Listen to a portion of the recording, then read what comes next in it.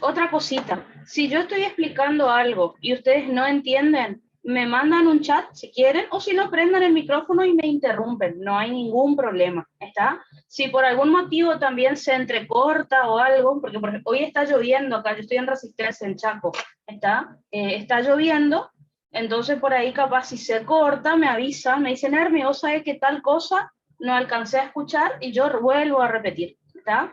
No hay problema. Después, en temas que tengamos que, yo les tenga que enseñar una fórmula, que posiblemente el profe siempre pide en los exámenes, la vamos a practicar. Así que siempre tengan a mano una calculadora. En estos temas no tanto, pero van a ver cuando demos líquidos corporales que va a haber fórmulas que vamos a tener que practicar, ¿tá? Entonces, más que nada eso, siempre una calculadora científica a mano, entonces ahí se les hace como más fácil que vayamos practicando. Después, hay ciertos dibujos que ustedes van a ver en los pizarrones que yo les pasé, que por ahí no entienden bien. Bueno, yo tengo acá, como siempre, hojas y yo les voy a ir enseñando paso por paso. Así que no se preocupen si están leyendo cosas en los apuntes que por ahí no entienden qué es lo que escribí o qué dibujé, yo les voy a ir mostrando, ¿está? Así que con algunas cosas vamos a hacer eso.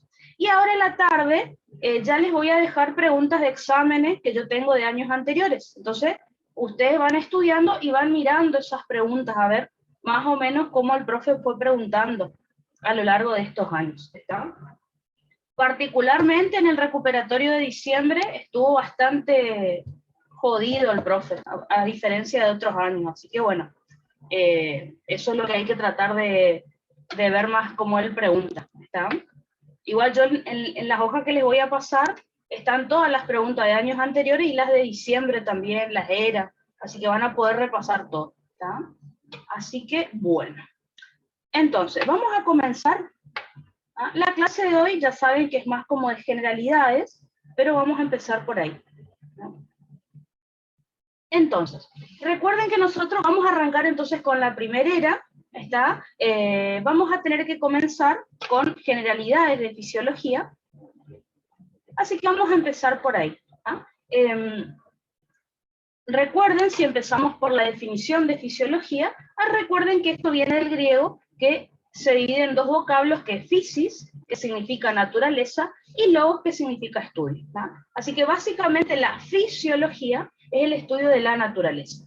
Lo que nosotros vamos a hacer es estudiar específicamente a la fisiología humana, ¿tá? Entonces, vamos a definir qué sería esta fisiología humana.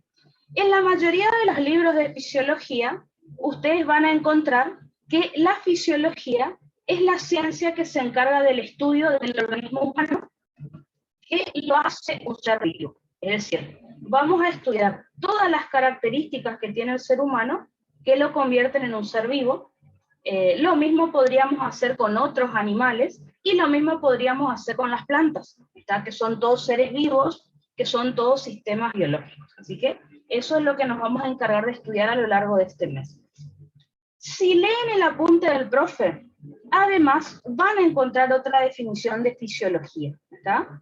La otra definición de fisiología, fíjense que me dice que es la ciencia biológica, es decir, forma parte de la biología, se relaciona con la biología, que estudias a los seres orgánicos. Ahí se está refiriendo no solo a los seres humanos, sino, como les dije, a los animales y a las plantas, que mediante principios de matemáticas, física y química, permite entender las interacciones de los elementos simples de los seres vivos con el entorno. ¿Qué significa esto? Que habrán visto a lo largo del año, cuando estuvieron estudiando, que muchas veces tuvimos que practicar fórmulas para explicar ciertas situaciones, hacer ciertos cálculos que nos iba a servir para nuestro paciente, ¿está? Así que usamos cálculos matemáticos. Por ejemplo, ustedes conocen el cálculo de gasto cardíaco. Vieron que el cálculo de gasto cardíaco es volumen sistólico por frecuencia cardíaca, por ejemplo. Bueno, eso es una operación matemática, una multiplicación. Y después, física. ¿Qué quiere decir esto? Que tenemos que estudiar algunas leyes. Por ejemplo, en primera era, para cuando estudiemos transporte de solutos, vamos a tener que estudiar la ley de Fick de la difusión, ¿está? Esas leyes físicas me permiten explicar de qué manera un determinado soluto atraviesa la membrana plasmática, por ejemplo. ¿Tá? Estamos explicando fisiología, pero en base a una ley física. ¿Tá? Y como esa, van a ver, en respiratorio tenemos un montón de leyes, por ejemplo. ¿Tá? Y después, química. Por ejemplo, muchas de las cosas que vamos a estudiar en fisiología, ustedes las conocen por biología. Esa es la buena noticia. O sea, muchas interacciones, muchas reacciones químicas las vieron en bioquímica. Por ejemplo, una reacción química que vemos mucho en fisio es la de la anhidrasa carbónica. Es decir, cómo el dióxido de carbono y el agua se terminan convirtiendo en bicarbonato y protón, por ejemplo. ¿Está? Y como esas, tenemos un montón de reacciones más que vamos a ir estudiando. ¿Está? Entonces, con todos esos componentes, nosotros podemos explicar cualquier función que tenga el organismo. ¿Está? Y es lo que vamos a ir haciendo. Después dice, permite entender las interacciones de los elementos simples de los seres vivos con el entorno. Es decir, cómo se relaciona el ser humano, en este caso, que vamos a ver en un rato. Bueno, ustedes ya saben que el ser humano es un sistema biológico, es decir, que interactúa constantemente con el entorno. Ya lo vamos a estudiar en un rato. ¿No? Y después, esta fisiología explica las diferentes situaciones de estos elementos.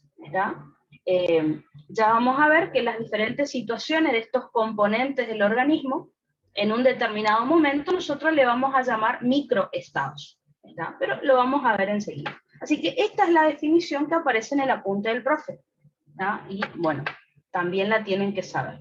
¿está? Entonces, ¿qué es lo que nosotros vamos a hacer a lo largo de fisiología? Nosotros vamos a estudiar al organismo, como ya les dije. Ahora, la forma en la que ustedes podrían estudiar al ser humano, y esto lo pueden usar desde el punto de vista médico también, es de diferentes puntos de vista, o de diferentes enfoques. Por ejemplo, una de las formas que nosotros podemos estudiar al organismo es mediante el enfoque teleológico.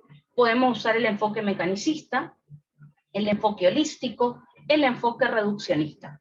Si ustedes miraron el recuperatorio que rindieron en los chicos en diciembre, el profe preguntó en primera era estas cuestiones. Así que fíjense bien qué significa cada enfoque, porque lo que hizo el profe en el examen fue poner un ejemplo, me parece que era respecto al corazón, si mal no recuerdo, y ahí preguntó qué tipo de enfoque se está utilizando en ese caso. ¿Está? Así que es algo que él suele preguntar siempre.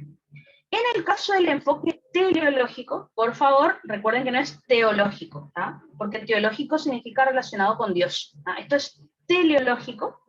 El enfoque teleológico, recuerden que me explica la función que tiene una determinada estructura. Entonces, si ustedes quieren saber si lo que están leyendo en el examen es un enfoque teleológico, se tendrían que hacer las siguientes preguntas. Entonces, lo que yo estoy estudiando, el órgano, por ejemplo, que yo estoy estudiando, ¿qué función tiene? ¿Para qué sirve? Si lo que ustedes leen en el examen está respondiendo esta pregunta, ¿qué función tiene ese órgano, ese aparato? ¿Para qué sirve? Bueno, están estudiando un enfoque teleológico. Van a ver que yo voy a hacer mucho eso a lo largo de las clases. Cada vez que yo hable de un tema, me gusta siempre decir qué funciones tiene ese órgano. Y después empiezo a explicar todo. Eso es lo que yo hago. ¿tá? Empiezo con las funciones, o sea, enfoque teleológico. Después les hablo un poquito de anatomía, de histología. Y después empezamos con el enfoque mecanicista, que ahí es explicar la función en sí. ¿tá? Así que enfoque teleológico simplemente responden ¿para qué sirve el aparato, el sistema o el tema que ustedes estén estudiando? Por ejemplo, en un ratito vamos a hablar de células. Entonces, ¿cuáles son las funciones de una célula? ¿Para qué sirve? Bueno, una célula sirve para nutrición, relación y reproducción. ¿tá? No tenemos que explicar qué es la nutrición, porque ahí ya estaríamos ahondando más en el tema. Simplemente explicar qué función tiene esa célula. Por ejemplo, el corazón. Cuando estudiamos cardio en segunda era, ¿el corazón para qué sirve? Bueno, bombea sangre a los tejidos, por ejemplo. Podemos decir, bueno, también secreta hormonas, como péptido natriurético auricular, péptido natriurético cerebral, regula la presión arterial. ¿tá? Perfecto. ¿Cómo lo hace? Bueno, eso ya es otro tema. ¿Tá? Por ejemplo, el enfoque ya es mecanicista en ese caso. ¿Tá? Así que la pregunta que había hecho el profe en el recuperatorio decía que el corazón bombea sangre desde los ventrículos hacia la arteria aorta y la arteria pulmonar, si mal no recuerdo. ¿Está? Ahí me está contando que el corazón bombea sangre hacia la aorta y la pulmonar. No me está contando cómo lo hace. Ahora, si yo leyera en la pregunta del profe que el corazón durante la diástole se llena de sangre y luego durante la eyección ventricular se contrae para eyectar sangre hacia la aorta y hacia la arteria pulmonar, ahí ya estoy explicando el proceso. ¿Cómo está haciendo el corazón para bombear sangre? Entonces, ahí ya pasaríamos a el enfoque mecanicista. ¿Está? Entonces, en el caso del enfoque mecanicista, me va a explicar el mecanismo o proceso que se realiza para cumplir esa función de la que hablamos en el enfoque teleológico. Entonces, ¿qué preguntas se van a hacer ahí para tratar de responder si están frente a un enfoque mecanicista o no? ¿Qué proceso realiza ese órgano o ese aparato que yo estoy estudiando? ¿Cómo lo hace? ¿Está? El mecanismo en sí. Bueno, ahí estaríamos hablando de un enfoque mecanicista. ¿Está? Esto lo vamos a hacer mucho en física. Empezamos cada tema viendo, bueno, qué función tiene ese órgano y después explicar paso por paso cómo realiza esas funciones. Por ejemplo, relacionado con los ejemplos que leí anteriormente, dijimos que las células, desde el punto de vista teleológico, tienen funciones como nutrición, relación y reproducción. Bueno, la reproducción, por ejemplo, ahí ya explicaríamos, se puede realizar o por medio de la mitosis o por medio de la meiosis, que son dos tipos de división celular. Entonces ahí, si yo ya empiezo a explicar la mitosis y la meiosis, ya estoy explicando los mecanismos, es decir, un enfoque mecanicista. En el caso del corazón, lo que les había contado recién. ¿Tá? Es decir, por ejemplo, el ventrículo, durante el llenado ventricular, recuerden que se va a llenar. ¿Tá? ¿Se acuerdan? Estaríamos hablando del volumen de fin de diástole, si quieren ser un poco más finos. ¿Tá? Y luego, una vez que se llena, con ese volumen de fin de diástole, se va a contraer para eyectar sangre hacia las arterias correspondientes. Recuerden que eso se llama eyección ventricular, y ahí entonces recuerden que eyectaba una determinada cantidad de sangre, que es el volumen sistólico, hacia la arteria aorta, hacia la arteria pulmonar. ¿Tá? Y esas arterias luego me van a transportar sangre a los tejidos. Entonces, fíjense que ahí ya estamos explicando un poquito más el tema, y por eso ya estaríamos frente a un enfoque mecanicista. Así que tengan en cuenta eso para las preguntas de examen, porque casi siempre al profe le gusta preguntar. Por otro lado, otras maneras que tenemos de estudiar al ser humano, esto sí, ustedes lo podrían tomar más desde el punto de vista médico, ¿está? Que son dos enfoques, el enfoque reduccionista y el enfoque holístico. Si lo pensamos de manera fácil, el enfoque reduccionista es cuando ustedes estudian a un paciente como un conjunto de órganos, que obviamente es lo que no hay que hacer. Por ejemplo, no es un paciente que tiene un problema cardíaco, no, él tiene un corazón con problemas, un corazón que tiene arritmias, por ejemplo. En cambio, el enfoque holístico es estudiar al paciente como un todo. ¿Está? Como les dije recién, no es un órgano que tiene una enfermedad, es un paciente con una enfermedad. Recuerden que esa enfermedad al paciente lo va a afectar también en sus relaciones, en su entorno. Y va a depender también del lugar donde vive, de la situación socioeconómica. Así que el enfoque holístico piensen que es más amplio que el enfoque reduccionista. Si ustedes se acuerdan, allá por la primera era, el profe les había preguntado qué tipo de enfoque ustedes tendrían que adoptar con respecto a un paciente. Siempre tiene que ser el enfoque holístico, ¿está? Que justamente es lo que antes no se hacía. Entonces, ahondando un poquito más en el tema, el enfoque reduccionista me dice que un sistema grande y complejo como el cuerpo humano puede comprenderse si se estudia sus componentes más simples. ¿Está? Antes los médicos estudiaban así al paciente, estudiaban órgano por órgano y ellos decían que con eso ya podíamos explicar cómo se iba a comportar todo el cuerpo humano. ¿Tá? Años después se descubrió que no se podía explicar solo con estudiar cada órgano, explicar todo el cuerpo humano. ¿Tá? Por ejemplo, si estudiamos el funcionamiento del corazón, ¿está? El corazón, yo puedo estudiar cómo funciona, pero recuerden que el corazón también tiene vasos sanguíneos y también se relaciona con otros órganos, como por ejemplo los pulmones, porque la sangre se oxigena en los pulmones y ahí va el corazón. ¿Está? Entonces, solo con hablar del corazón yo no puedo explicar todo el funcionamiento o a dónde, a todos los lugares a los que va a ir la sangre cuando es bombeada por el corazón, por ejemplo. ¿Está? Así que el enfoque reduccionista no es suficiente para comprender las funciones vitales de un sistema o del organismo completo. ¿Está? Vamos a un ejemplo, si seguimos con cardio. El corazón se encarga de regular la presión arterial, pero, por ejemplo, al regular el volumen sistólico y la frecuencia cardíaca. Pero no es el único que regula la presión. Tenemos varoreceptores, tenemos quimiorreceptores, tenemos hormonas, tenemos los riñones. Entonces, es como que no alcanzo a entender el tema completo, si hablo de presión arterial, por ejemplo. Ahora, en el caso del enfoque holístico, me dice que el cuerpo humano tiene propiedades emergentes que no son posibles de observar a partir de las propiedades separadas.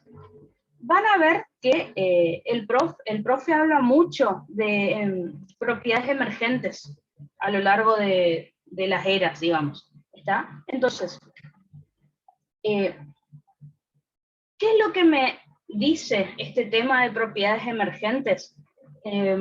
Vamos a poner un ejemplo. Hace un ratito yo les hablé de las células. ¿Tá? Dijimos que las células tenían funciones de relación, de reproducción. ¿Tá? Ahora, las células sabemos que después van a formar tejidos. El tejido formado por esas células va a tener más propiedades que la que tenía la célula sola. No es que no va a tener las mismas, no. Va a tener relación, reproducción, como ya dijimos. Pero además le vamos a agregar nuevas funciones. Entonces, eso es una propiedad emergente. Son propiedades que tienen una determinada estructura, pero que no tenía el nivel inferior, que eso es lo que el profe aclara siempre. ¿Tá? En un ratito nosotros vamos a ver los niveles jerárquicos del cuerpo humano, ¿tá? De lo más grande a lo más pequeño, cómo está formado el cuerpo humano. Bueno, siempre en los niveles inferiores no van a tener propiedades que sí tienen los niveles más superiores o más grandes, que a esas nuevas propiedades le vamos a llamar propiedades emergentes. ¿Tá? Por ejemplo, ustedes tienen un ejemplo acá, que yo les puse en el pizarrón, que me dice que para caminar necesito de varias estructuras. Entonces vamos a un ejemplo. Supongamos que hablemos de los músculos. El músculo entonces es un tejido, tiene capacidad de contracción, tiene contractilidad. Ahora, un músculo solo, ¿me va a permitir la función de caminar? Solo con el músculo no. ¿Está? Entonces, el músculo tiene una propiedad que es contractilidad, perfecto, pero si yo hablo de caminar, el músculo solo no puede hacer eso. Necesito estructuras más amplias o que actúen en conjunto. Por eso dice que para caminar se necesita de los nervios, de los huesos, de los músculos, del aparato respiratorio. ¿Está? Así que, básicamente del cuerpo completo. Así que, el cuerpo completo tiene una propiedad que no tenía el nivel inferior, que era el nivel muscular. ¿Tá? Eso es una propiedad emergente. Por ejemplo, respirar. Yo podría decir, bueno, respirar, listo, los pulmones sirven para eso. No. Para respirar necesito de los pulmones, necesito de el resto de la vía aérea, pero también necesito de la sangre para que se transporten los gases en esa sangre. Necesito de los tejidos para que tomen esos gases o produzcan nuevos. ¿Tá? Así que respirar también, por ejemplo, es una propiedad emergente, que no se explica solo estudiando los pulmones, no. El organismo completo va a realizar la respiración, por ejemplo. Vamos a algo más simple. Ustedes saben que el agua está formado por un oxígeno y dos hidrógenos. ¿Tá? Entonces, la molécula de agua tiene ciertas propiedades. ¿Tá? Por ejemplo, no sé, el punto de fusión, el punto de ebullición, ya vamos a ir estudiando. Pero, por ejemplo, cuando varias moléculas de agua se unen entre sí, adquieren una nueva propiedad que no tenía una molécula sola, como por ejemplo la tensión superficial, que es un tema por ahí que ustedes seguramente conocen, ¿ah? Entonces, la tensión superficial del agua se produce cuando varias moléculas se unen entre sí, ¿ah? No cuando tengo oxígeno solo o hidrógeno solo, por ejemplo. Así que siempre una propiedad emergente es como una característica o una propiedad de una determinada estructura que no la tenía el nivel inferior. Entonces, una célula no tiene la misma propiedad que un tejido. Ese tejido le faltan propiedades que sí tiene un órgano. Ese órgano no tiene propiedades que sí tiene el cuerpo humano. Y así sucesivamente, ¿está? Así que, como habrán leído en el apunte del profe, las propiedades emergentes son propiedades y características específicas de cada nivel de organización, que no se observan en los niveles inferiores, ¿ah? Como dijimos hace un rato, el ejemplo de la célula, ¿ah? Y el de caminar.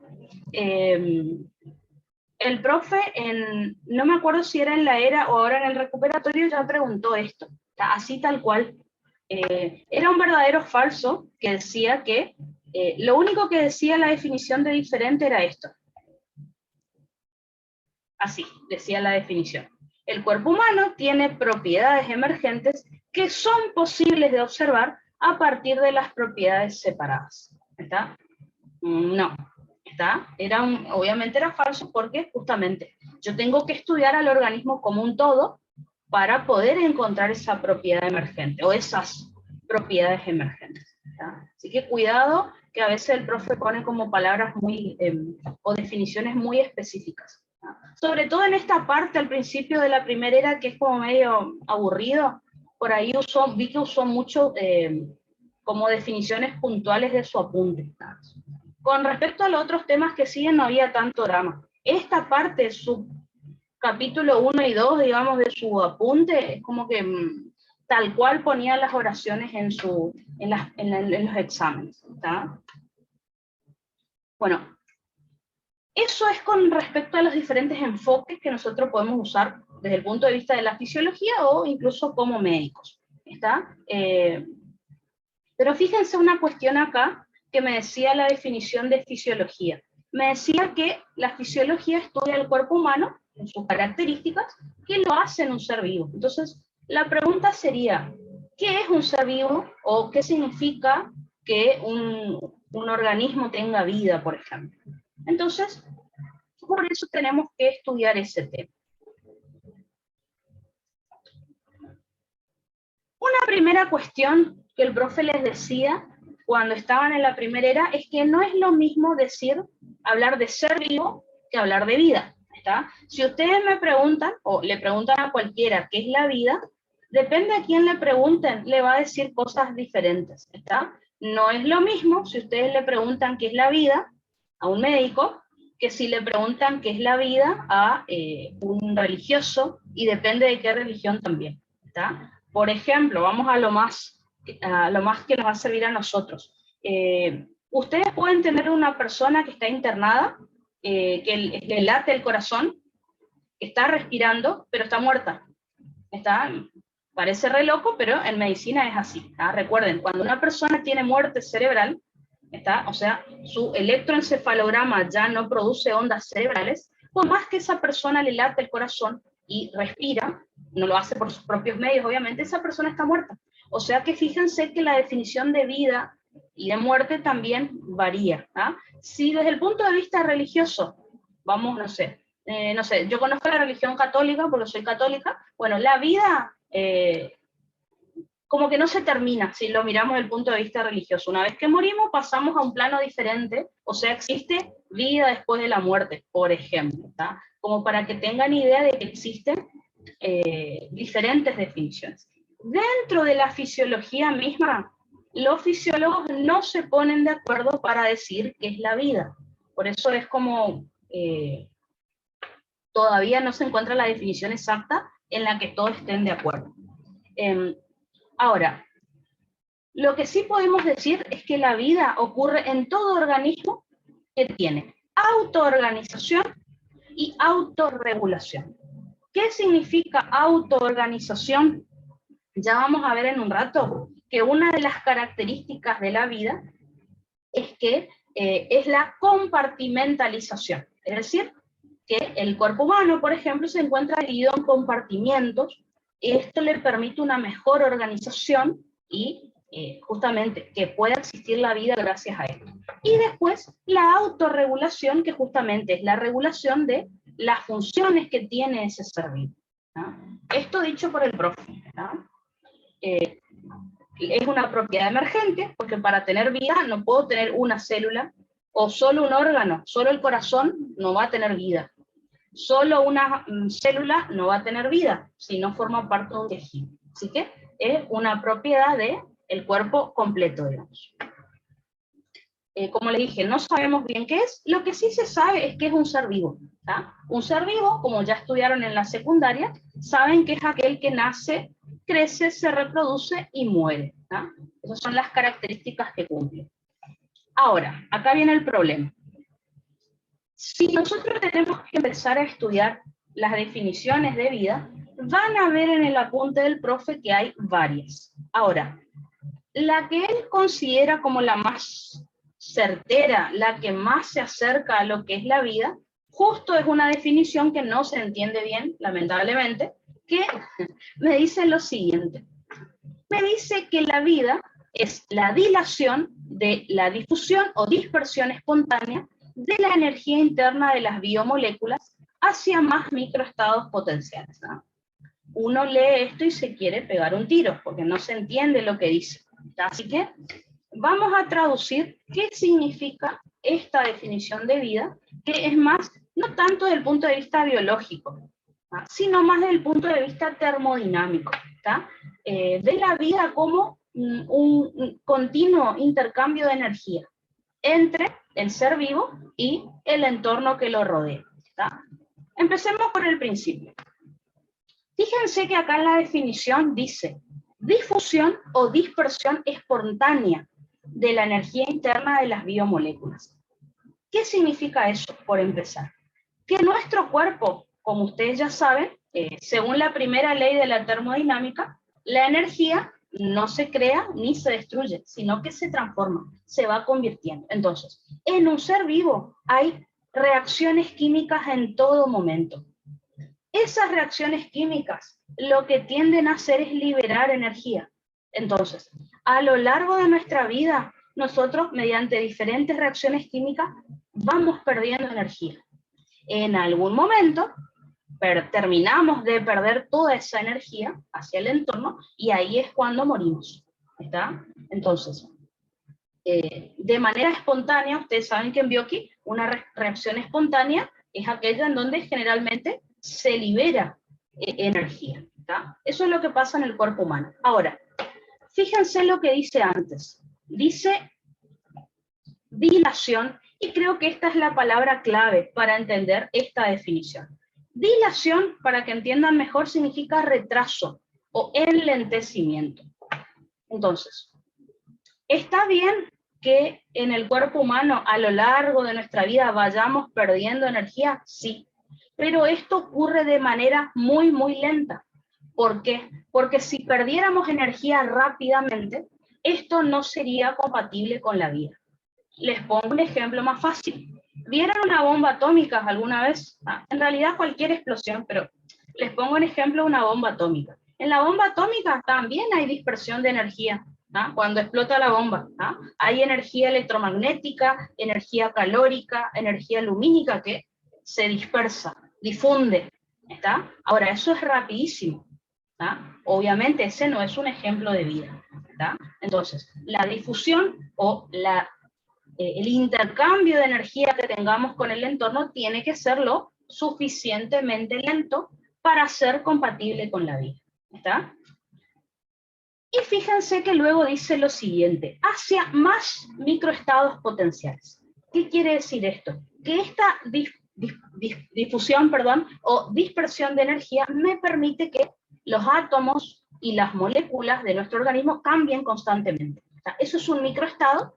No se preocupen que en la siguiente pizarra les puse ahí qué significa exactamente. ¿Está? Entonces, Básicamente, con simples palabras, nuestro organismo está constantemente cambiando, gracias a diferentes reacciones químicas donde hay difusión o dispersión de energía, ¿tá? Pero esto tiene que ser lo suficientemente lento para permitirnos vivir, ¿no es cierto? Si la dispersión de energía durara segundos, no seríamos seres vivos, ¿tá? Porque perderíamos la energía demasiado rápido, ¿tá? Así que eso es lo que significa esta definición de vida, media fea, pero bueno, ¿tá?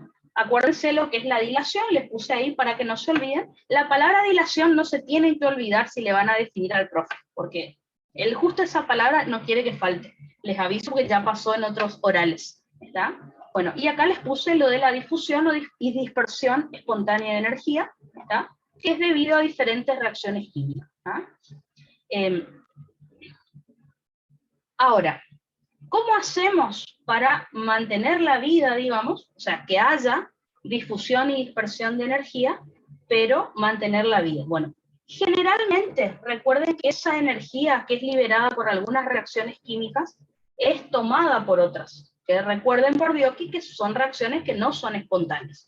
¿Ah? Necesitan absorber energía como para poder ocurrir, si no, no ocurre. ¿Ah? Entonces, gracias a esta energía liberadas por algunas reacciones químicas, que luego es tomada por otras reacciones, el cuerpo trata de siempre mantener el orden, ¿está? Porque justamente el desorden en el sistema es lo que me lleva a que aparezcan enfermedades, o a que aparezca caos, como le llama el profe, ¿está? Entonces, siempre los seres vivos, para mantener la vida, van a tratar de disminuir el desorden del sistema para mantener la salud. Es decir, esto va a ocurrir gracias a una de las características o propiedades de la vida que vamos a estudiar en un ratito, que es la organización, sería la compartimentalización. ¿Está? Entonces, ¿por qué nosotros vemos que en nuestro organismo las células están ordenadas? Los aparatos, los sistemas, los órganos están bien separados de otros órganos, están bien delimitados, justamente para mantener el orden. ¿Está? Recuerden que el orden, el desorden, perdón, del sistema, el profe le llama entropía. ¿Ah? Recuerden que la entropía se simboliza como delta, el triangulito que ven ahí, recuerden que es la letra griega delta, y la S que significa entropía. Así que eso significa variación de entropía, que es el desorden del sistema. ¿Ah? Entonces, como ya preguntó el profe, creo que también en el recuperatorio, el organismo siempre tiende a mantener el orden. ¿Ah? De esa manera entonces se mantiene la vida. Así que podemos llegar a encontrar en el organismo dos tipos de entropía: la entropía positiva o entropía, o aumento de entropía, depende como el profe les pregunte. Recuerden que implica desorden del sistema. Eso significa desorganización. ¿Ah? La desorganización en el cuerpo nos va a llevar a alteración de la homeostasis, o sea, ya no va a haber salud, y eso nos puede llevar a la muerte. ¿Está? Por ejemplo, no sé, vamos a poner un ejemplo, el estómago. El estómago, si hablamos de organizaciones, que el estómago funcione bien, que secrete una buena cantidad de moco, que secrete una buena cantidad de ácido clorhídrico. Ahora, si el estómago por algún motivo no secreta tanto moco para proteger sus paredes, ahí aparece una gastritis, por ejemplo. Y ya se empieza a desorganizar las funciones que tenía el estómago, y eso me lleva a esa patología, por ejemplo. ¿Ah? Ahora, si yo hablo de entropía negativa o disminución de la entropía, estoy diciendo que está disminuido el desorden en el sistema o está aumentado el orden. ¿Está? Eso me implica una cierta organización, que es una característica de la vida, y me indica estabilidad, me indica homeostasis. ¿Ah? Es decir, el cuerpo se va a mantener sano gracias a esto. ¿Está? El tema es el siguiente, que eso es lo que el profe pregunta. A ver.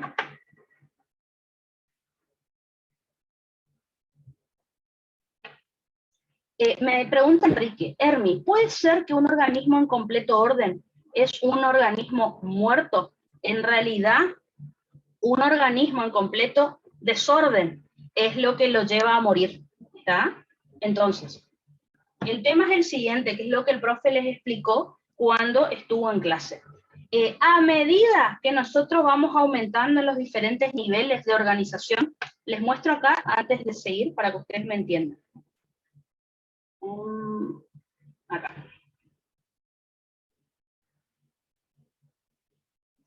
Nosotros en un ratito vamos a estudiar esto, ¿ah? El organismo humano está formado por aparatos, por sistemas, por órganos, tejidos, fíjense cómo voy disminuyendo de jerarquía, células, organelas, moléculas y átomos, ¿está?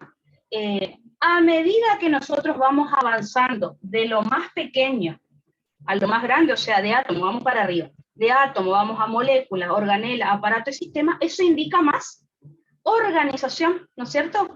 Organización es orden. Entonces, si vamos, esas son las preguntas que el profe por ahí repetía mucho cuando daba clases. Si nosotros vamos de los niveles inferiores a los niveles superiores de organización del cuerpo humano, o sea, desde moléculas nos vamos a el organismo completo, aumenta el orden. ¿Por qué? Porque las estructuras están más ordenadas, más organizadas.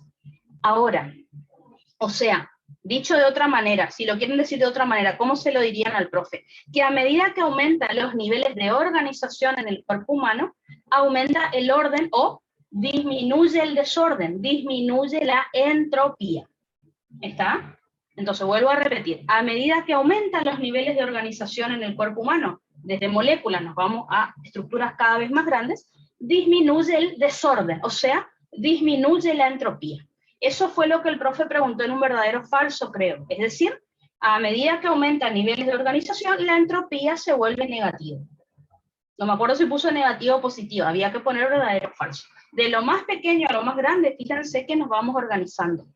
¿Está? Es decir, nos vamos ordenando. Orden es lo opuesto a desorden, acuérdense, y desorden es entropía, o sea que a medida que aumentan los niveles de organización, disminuye la entropía, es decir, disminuye el desorden. Y acá está el problema, que es lo que calculo que Enrique me está preguntando. El problema es el siguiente, no es espontáneo. Para lograr este orden, las reacciones no son espontáneas, como ustedes estudiaron en bioquímica. Es decir, la reacción para poder ocurrir necesita de una reacción que libere energía.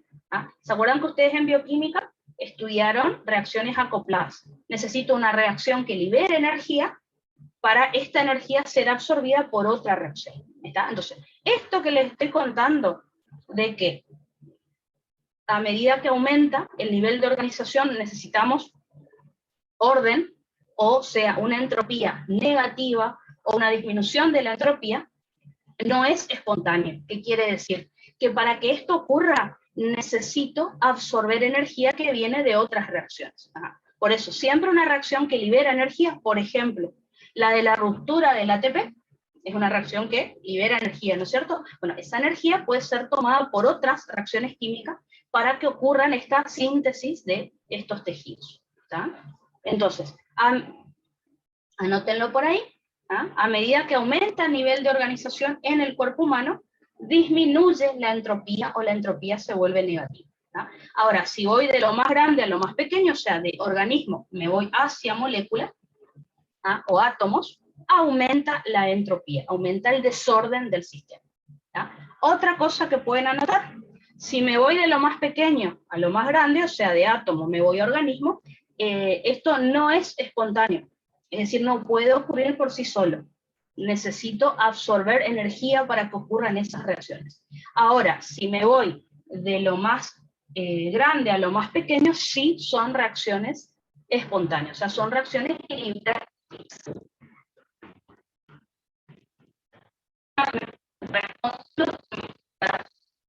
Un organismo en completo orden es un organismo muerto, en realidad no. ¿Está?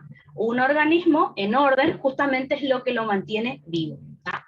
Ojo, cuando yo digo orden, no digo quietud, que por ahí eso es la confusión. Yo digo orden y significa orden que está todo quieto, todo sin movimiento, no.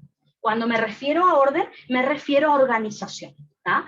Ahora, si yo digo orden significa que está el organismo quieto, las moléculas no se mueven, la sangre no circula, no. Eso ya sería como equilibrio estático, ¿tá? Donde no hay movimiento, y ahí sí el paciente se muere, obviamente, ¿está? Perfecto, Bruno me dice que repita lo que les dije recién. ¿Está? ¿Tienen 2 segunditos? Así ya les queda. Vamos acá. 2 segundos. Yo prendo mi luz, así ya. Ahí está. ¿Pueden ver la hoja ahí que yo puse? ¿Se ve? Por las dudas, porque a veces aparece la pantalla en negro. Entonces, lo que yo les dije fue lo siguiente. A ver. Perfecto, buenísimo. Entonces, vamos les anoto acá la parte más inferior de nuestro orden jerárquico, ¿no es cierto? Átomo, vamos a suponer, lo más pequeñito. De ahí me voy, átomos forman moléculas, las moléculas forman organelas, después viene célula, tejido y así. Hasta que llegamos a el cuerpo humano. ¿Ah? El cuerpo humano, que es el nivel máximo, podríamos decir, de lo que estamos estudiando. Entonces, a medida que nos vamos en este sentido, del nivel más inferior a el nivel más superior, disminuye la entropía. ¿Está? Ya les puse la flecha ahí, así que bueno. Disminuye la entropía, ¿qué significa? Entropía, acuérdense que era desorden. ¿Ah? Entonces, si los átomos forman moléculas, si las moléculas forman células, ¿qué significa? Que se ordena todo, se va organizando. Así que disminución de entropía o entropía negativa es lo mismo. ¿Qué significa esto? Recuerden, disminución del desorden o que hay orden. ¿Está? Así que eso es lo que pasa a medida que nos vamos desde niveles inferiores a superiores. Ahora, si vamos al revés, desde los niveles más grandes a los más pequeños se va desordenando todo. Imagínense que yo les diga, bueno, al cuerpo humano lo separan los órganos. A los órganos los rompo y los separan tejidos. Voy desordenando todo. Así que, si vamos al revés, es decir, desde el cuerpo hacia niveles inferiores, empieza a aumentar el desorden. Imagínense ustedes desarmando todo. Así que aumenta entropía, o como el profe preguntó en el examen, delta de S es positiva, aumento significa que se vuelve positivo, es decir, aumenta el desorden. ¿Está? Otra cosa. ¿Cuál es el problema de esto? Es fácil decirlo así, listo, perfecto. Si me voy de átomo hasta formar el cuerpo completo, tengo que mantener orden. ¿Cuál es el problema? Que ocurra esto en este sentido. ¿Es espontáneo? No. Entonces, el problema es que para pasar de este nivel inferior a este más superior, las reacciones no son espontáneas. ¿Qué significa que no son reacciones espontáneas? Que necesitan absorber energía para que pueda ocurrir esa reacción. O sea, son reacciones, en Bioquímica, ¿les suena el término endergónico? Les pregunto por las dudas. Endergónico. Endergónico, creo que ustedes lo han estudiado en Bioquímica. Bueno, es de lo que estamos hablando. Entonces, ¿está bueno que haya orden en un sistema? Sí, porque nos permite mantener la vida. Buenísimo. Ahora, es muy difícil que esto ocurra, es difícil. ¿Por qué? Porque las reacciones no son espontáneas, necesitan absorber energía para poder ocurrir. Y esto se complica. Ahora, es más fácil pasar a niveles inferiores. ¿Por qué? Porque las reacciones que se producen a estos niveles son espontáneas. Esto es espontáneo. ¿Qué significa? Que son reacciones químicas que liberan energía al ocurrir. O sea, generalmente son reacciones de tipo exergónicas. Entonces, esas son las características que yo voy a ver. Si me voy hacia niveles superiores, aumenta el orden, pero son reacciones no espontáneas. Si me voy de niveles superiores a inferiores, aumenta el desorden, que es lo que yo no quiero, pero es más fácil que ocurra esto porque las reacciones son exergónicas. Entonces, del lado de átomos, moléculas, de estructuras más pequeñas, lo bueno es esto, que es espontáneo. Del lado de las estructuras más grandes, lo bueno es esto, que es el orden, la disminución de la entropía. ¿Cómo hago para juntar estas dos cosas? Ustedes vieron en bioquímica que las reacciones exergónicas, o sea, aquellas que son posibles de ocurrir, o con una entalpía negativa, si ustedes recuerdan por bioquímica, estas reacciones se acoplan con las no espontáneas para que puedan ocurrir. Entonces, una reacción espontánea es aquella que al ocurrir libera energía. Bueno, esa energía es tomada por esta no espontánea, la cual va a absorber esa energía y ahí va a poder ocurrir. Entonces, el hecho de poder mantener el orden en un determinado cuerpo es gracias a las reacciones acopladas, porque necesito las reacciones que ocurren a niveles inferiores. ¿Para qué? Para alimentar a estas que no pueden ocurrir por sí solas, y así mantener el orden o la entropía en el sistema. ¿Está? Si ustedes se acuerdan, algo así es lo que el profe también les explicó en clase. ¿Está? Necesito saber si me entendieron lo que les expliqué. ¿Está? Ustedes en bioquímica, me acuerdo que la profe incluso les hacía calcular qué cantidad de energía tenía esta reacción espontánea, ¿está? Y cuando la sumaban con una no espontánea, por ejemplo, una reacción era no espontánea por sí sola, pero al sumarla con una espontánea era posible que se realice esa reacción. ¿Tá? Recuerden, no les va a preguntar así el profe, pero es para que ustedes entiendan el concepto. ¿Tá? ¿Se entendió esto o le quedó dudas? Me olvidé de bioquímica. Ese es el pequeño problema también bioquímica. Sí, creo que en primera era, me acuerdo que han dado esto, sí, un poquito. Está perfecto, buenísimo. ¿Tá? Entonces esto, recuerden que así como los enfoques teleológicos mecanicistas pueden ser como preguntas tipo verdadero o falso, que son como un poco confusas. ¿Está? Así que lo que el profe puso en el examen era esto, así, por ejemplo, entalpía negativa. Por ejemplo, verdadero o falso, vamos a suponer, que el profe les decía, a medida que aumentan los niveles de organización en el cuerpo humano, la entalpía se vuelve positiva, por ejemplo, decir. No, entalpía positiva no, entropía se vuelve positiva. No, usted dice, no, entropía es desorden. No, a medida que aumentan los niveles de organización, tiene que aumentar el orden, porque justamente se van organizando mejor las estructuras. Así que, entropía negativa. Ahora, si me voy para acá, a medida que van disminuyendo los niveles de organización, ahí sí aumenta el desorden. Entropía positiva. Recuerdo que algo así el profe había preguntado. Igual después les paso las preguntas que tengo. Bueno. Entonces esto, algunos tienen bioqui también. Entonces, esto de primera era de bioqui, de paso le pegan una leída y, bueno, entropía, que es lo que por ahí el profe más les va a preguntar. Perfecto. A ver, entonces, vuelvo un poquito para atrás porque me adelanté bastantes cosas. Estábamos acá entonces, pero era como para que entendamos un poco el concepto. Fíjense entonces, la entropía, o la variación de entropía, que es delta S, dijimos que es el desorden que experimenta un sistema, y que la entropía positiva implica aumento del desorden, o sea, desorganización. Eso me lleva a pérdida muy rápida de energía y me va a llevar a la muerte. O sea que a lo largo de la vida de una persona se va perdiendo el orden justamente, y eso es lo que termina llevándonos a la muerte. Por más que sea muerte natural, obviamente, en algún momento vamos a morir, justamente porque a lo largo de nuestra vida se va perdiendo, o sea, dicho de otra manera, el cuerpo trata de mantener el orden lo más que puede. Cuando ya no puede mantener ese orden, ahí aparece la muerte justamente.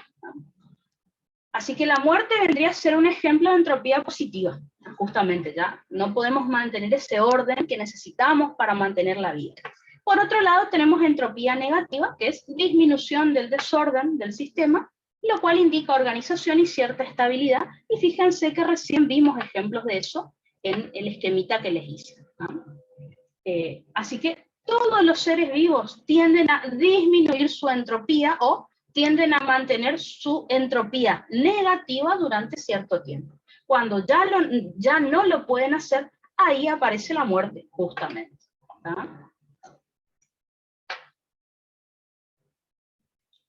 Eso es en cuanto a digamos que es la definición más difícil de vida que se van a tener que aprender.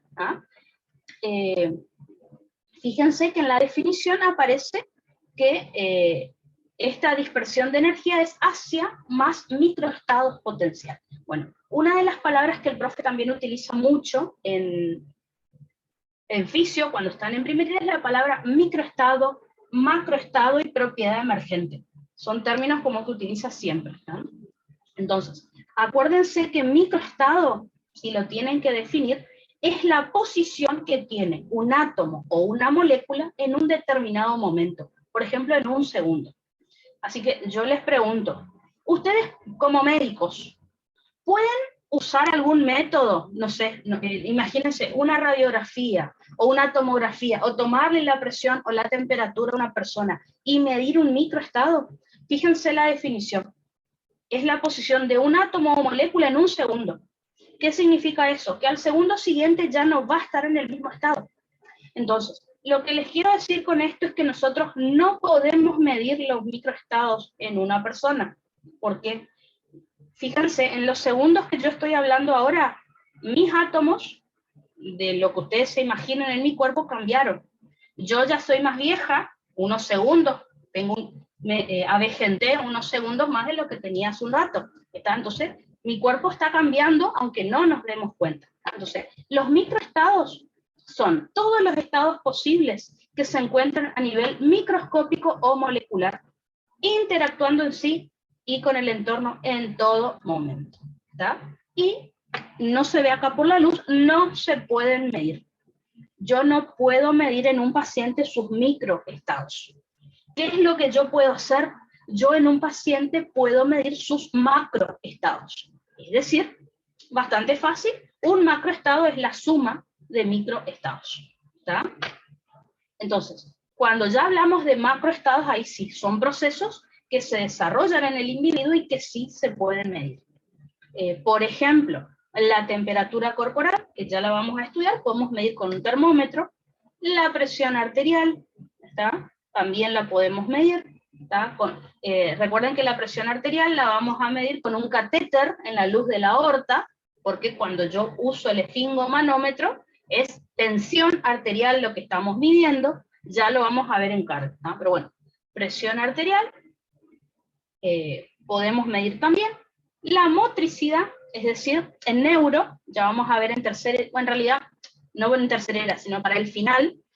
Motricidad, por ejemplo, yo puedo evaluar a un paciente si tiene buen movimiento, puedo usar el martillito de reflejos, puedo pedirle que haga ciertos movimientos para ver si está bien el paciente. Por ejemplo, frecuencia cardíaca, o mido el pulso, o con el estetoscopio sobre el corazón del paciente, la frecuencia respiratoria. ¿Ah? Esos son macroestados porque sí se pueden medir. Imagínense, yo digo frecuencia respiratoria, es un macroestado, ¿no es cierto? Va a estar formado por varios microestados, como por ejemplo, el movimiento de los gases a través de los pulmones, por ejemplo. Eso yo no lo puedo medir, pero sí puedo medir la frecuencia respiratoria, que si está normal, estaría implicando que por ahí, bueno, los microestados del paciente también están bien, digamos. ¿Está? Esa sería la diferencia. Entonces, eso es en cuanto a la primera definición que vamos a tener de vida, digamos. ¿No? Si se fijan en el apunte del profe, aparecen también otras definiciones de vida. ¿No?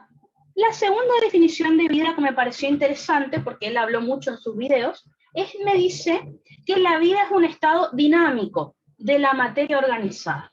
Ya vamos a estudiar en un rato, o en todo caso ahora a la tarde, que los sistemas biológicos, o sea, los seres vivos, somos sistemas dinámicos, o sea, estamos en constante cambio todo el tiempo.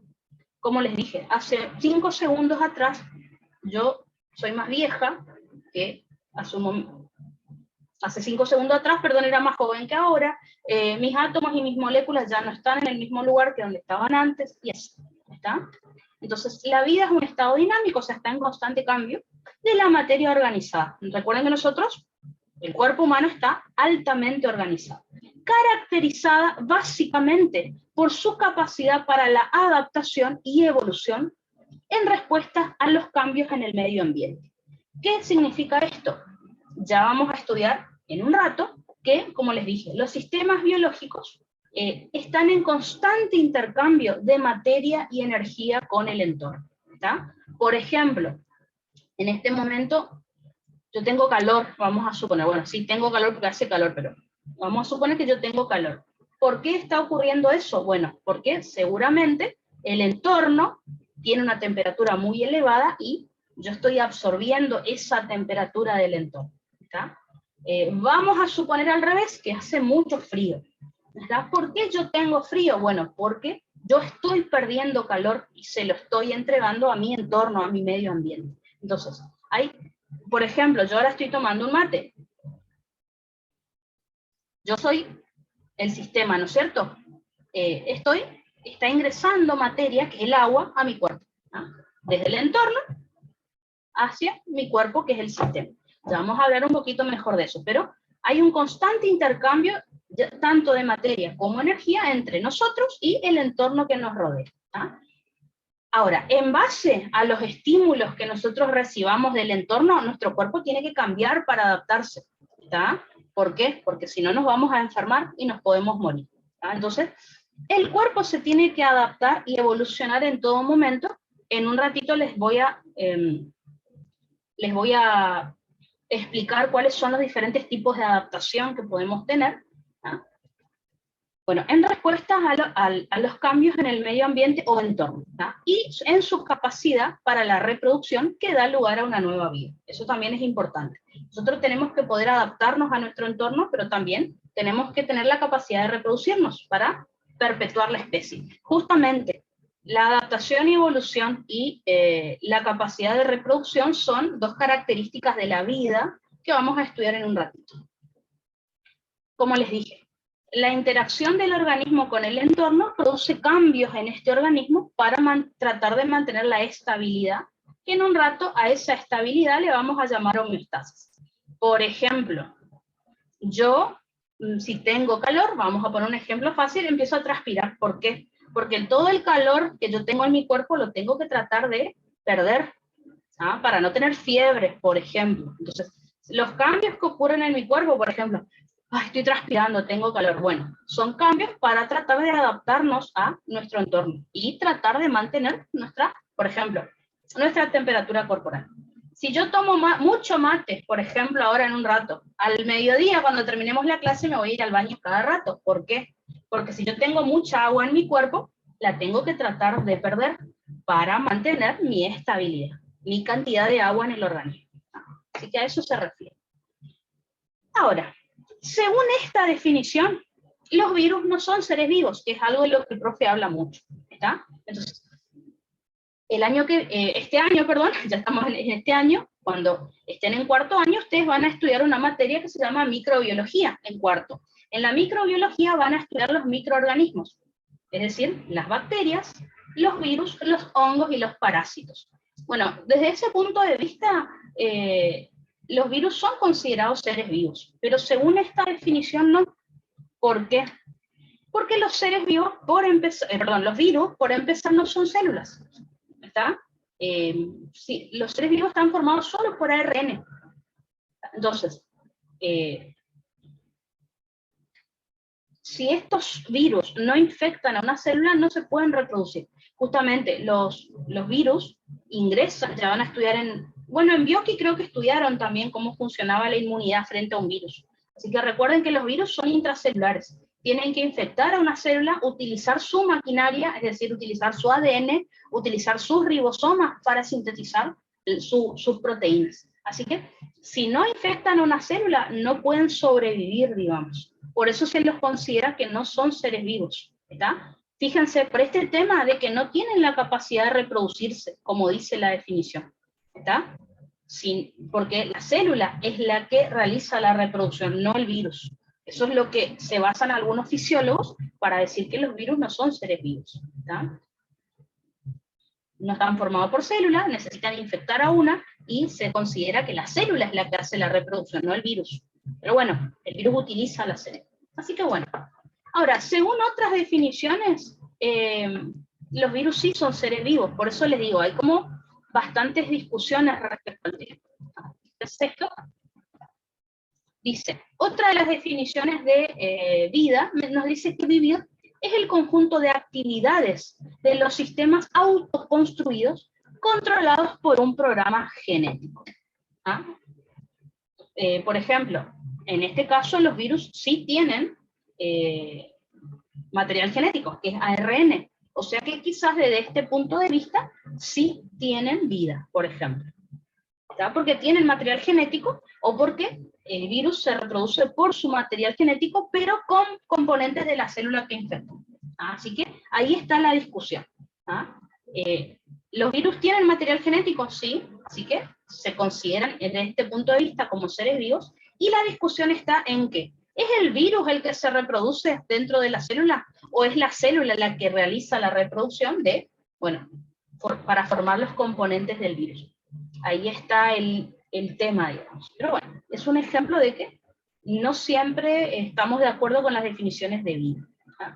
Y bueno, y la cuarta definición es la más fácil, fíjense que es algo que entendemos más, que un ser vivo es cualquier sistema autónomo, que quiere decir que está organizado, puede mantener su estabilidad por sí solo, ¿tá? Con capacidad para usar la materia y energía para sintetizar sus propios componentes. Por ejemplo, sintetizar tejidos, realizar reacciones químicas, para construir una identidad separada del entorno y con la capacidad para explorar nuevas funciones y relaciones con el ambiente. ¿Tá? Nosotros, como les dije hace un ratito, estamos en constante intercambio con nuestro entorno. Tratamos de adaptarnos a él porque si no nos morimos. Es así de sencillo, digamos. ¿Tá? Para adaptarse a diversas situaciones en una forma casi ilimitada. ¿Ya? El cuerpo humano tiene una capacidad inmensa para adaptarse al entorno. ¿Ya? Ya vamos a ver cuáles son esos tipos de adaptación. Así que yo diría que la definición más difícil es la que dimos en primer lugar. Lamentablemente es la que al profe más le gusta, es la que más pregunta en los exámenes, así que bueno, tengan cuidado con eso. ¿No? Ahora a la tarde, ni bien terminemos la clase, ya les dejo todas las preguntas que tengo de primerera, si van estudiando este tema y van mirando a ver qué preguntas hizo el profe relacionado, como para que ya vayan repasando. ¿No? Entonces, eso es en cuanto a las definiciones de vida. ¿No? Vamos a pasar ahora a las características de la vida. Empecemos por el principio. Vamos a estudiar 8 características de la vida. ¿Está? ¿Cuál es la que el profe considera la más importante? Lo preguntó ahora en el recuperatorio, el metabolismo. La pregunta fue así: ¿cuál es la característica de la vida que diferencia un ser vivo de un no vivo? Para el profe la respuesta correcta era metabolismo. Puso así varias. Metabolismo. ¿Tá? Así que podríamos considerar que es la más importante, ¿tá? Porque es la que me permite diferenciar un ser vivo de un no vivo, justamente. ¿Tá? Así que de las 8, metabolismo es la que me permite diferenciar un ser vivo de un no vivo, así que es la más importante. ¿No? Entonces, una de las características de la vida que vamos a tener es la organización. ¿Está? ¿Qué significa esto? Como vimos hace un rato, los seres vivos tienen una organización compleja, gracias a la compartimentalización. Así que tiene estructuras bien delimitadas, bien separadas de otras. Comencemos por lo más sencillo, las células. Las células tienen membrana plasmática que me separa de otras células. Por ejemplo, un órgano tiene una cápsula o una corteza, alguna estructura que separa de otro órgano. Si hablamos de células, a través de las membranas biológicas se diferencian, se separan, se compartimentalizan las diferentes células. Esto es para mantener la salud y la vida. Si lo tuvieran que explicar más difícil, ¿cómo lo explicaría? La organización, le van a decir al profe, me permite tener una entropía negativa o una entropía baja. ¿Qué quiere decir esto? Me permite mantener orden o disminuir el desorden del sistema. ¿Ah? A menor entropía, o sea, a menor desorden, se mantiene la salud y la vida. Así que esto de organización lo pueden relacionar con lo que dijimos de entropía. ¿Está? Entonces, la organización, vuelvo a repetir, me permite mantener una entropía negativa o disminuida, es decir, disminuir el desorden en el sistema que es lo que me permite mantener la salud y la vida, para relacionar. Otra de las funciones, otra de las características de la vida es la composición. ¿Qué significa? Que los seres vivos están formados por materias orgánicas, o sea, están formados por átomos, que es la mínima unidad, digamos, de la que vamos a partir cuando hablemos en un rato de los niveles jerárquicos de organización del cuerpo humano. ¿Cuáles son los átomos que principalmente tenemos en el cuerpo? En la mayoría de los libros van a encontrar esta sigla. Van a encontrar CHOM hasta la P, CHOM. El profe le agregó la S también, pero bueno, no importa. Esa sigla les va a permitir acordarse que la mayoría de los componentes que tenemos en el organismo están formados por el carbono, que es la letra C, el hidrógeno, que es la H, el oxígeno, O2, el nitrógeno, que es la N, el fósforo y el azufre, que sería la S. ¿Está? Vamos a poner un ejemplo, el agua. El agua en el cuerpo, o en cualquier lado, está formada por oxígeno e hidrógeno. Por ejemplo, los hidratos de carbono, justamente como dice su nombre, los hidratos de carbono, por ejemplo la glucosa, está formada por 6 átomos de carbono. Por ejemplo, el alcohol, un alcohol del cuerpo está formado por carbono e hidrógeno, por ejemplo. Y así, ¿está?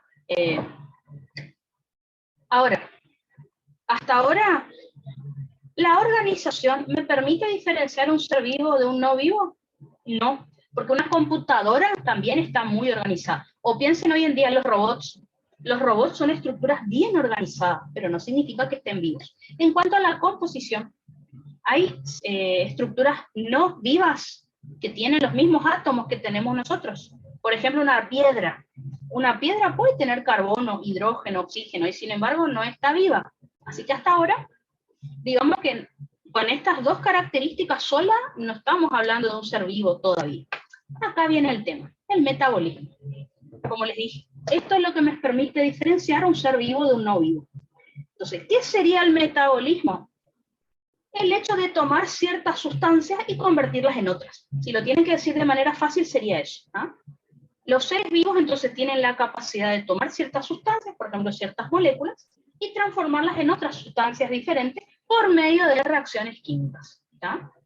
Por ejemplo, las plantas toman la luz del sol para sintetizar clorofila, por ejemplo. Los animales toman nutrientes, es decir, alimentos, ya vamos a estudiar en digestivo, del entorno, y ahí sintetizan macromoléculas, ¿se acuerdan? Los hidratos de carbono, los lípidos y las proteínas. ¿Así que? Eso sería entonces el metabolismo. Y como ya les repetí anteriormente, es lo que hace que nosotros podamos diferenciar un ser vivo de un no vivo. ¿Está? Ahora, como ya vieron en la primera idea de bioquímica, el metabolismo lo podemos dividir en dos vías, digamos. Tenemos vías anabólicas y vías catabólicas.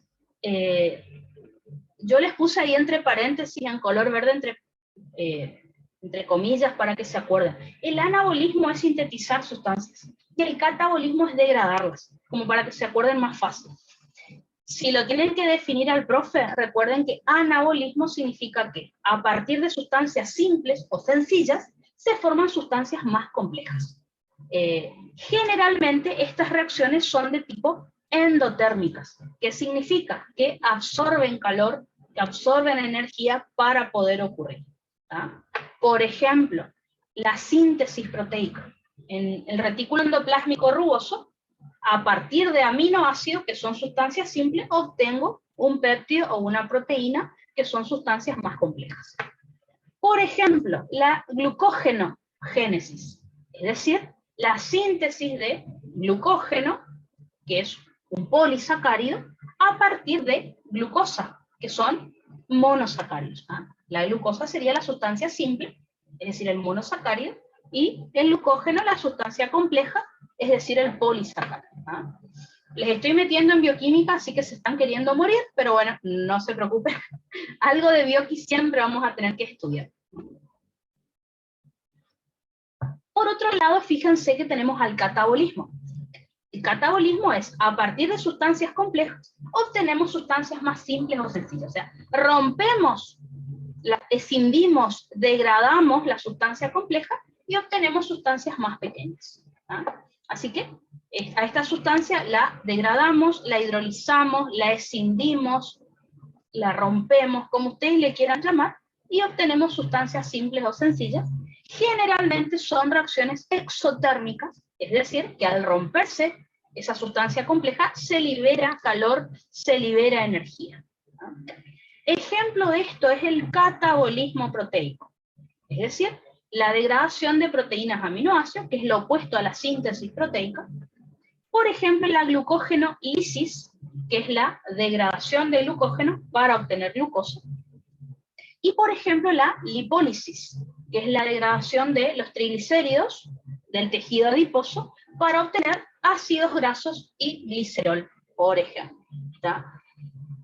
Esto que les digo ahora, mucho lo vamos a ver en endocrino. Por ejemplo, cuando veamos hormona de crecimiento. La hormona de crecimiento es una hormona anabólica, les voy a decir. ¿Por qué? Porque estimula la síntesis proteica, por ejemplo. Después vamos a hablar de cortisol en la tercera. Bueno, el cortisol es una hormona catabólica. ¿Por qué? Porque estimula la degradación de proteínas. Entonces, son términos que por ahí, no tanto ahora, pero más en endocrino se utilizan mucho esas frases, digo. Así que ya les viene de 10. Así que esto, el metabolismo, es la función más importante, la característica de la vida más importante que tienen que saber, porque me permite diferenciar ser vivo de no vivo, ¿no?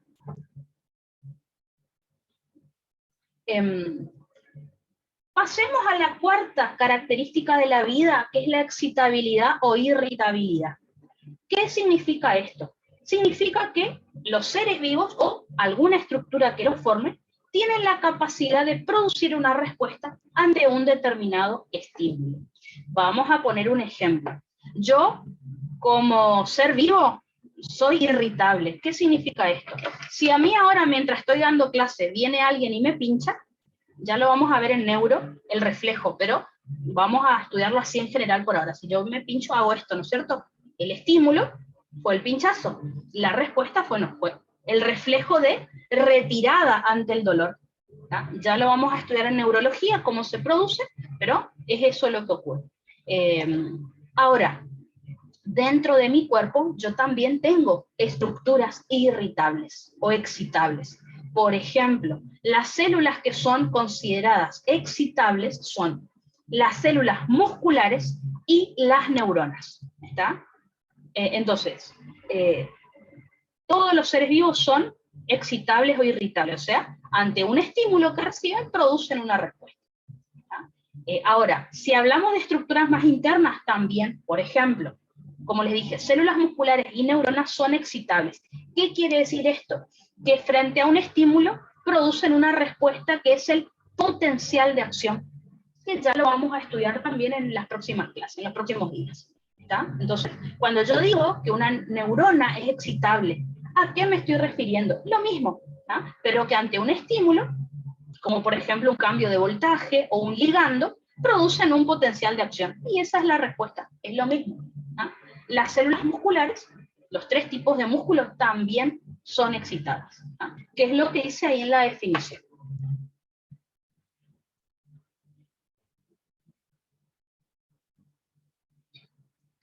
Entonces, el cuerpo completo es excitable, ¿ah? Pero también algunos tejidos que lo forman. ¿Ah? Como les puse ahí a modo de ejemplo, el músculo esquelético, al ser estimulado por los nervios, esquelético por las motoneuronas, ¿no es cierto?, del asta anterior de la médula espinal, se contrae, ¿no es cierto? O, por ejemplo, un pinchazo en el dedo genera el reflejo de retirada ante el dolor, ¿tá? Que eso es un tema de neuro, pero ya les voy a adelantar.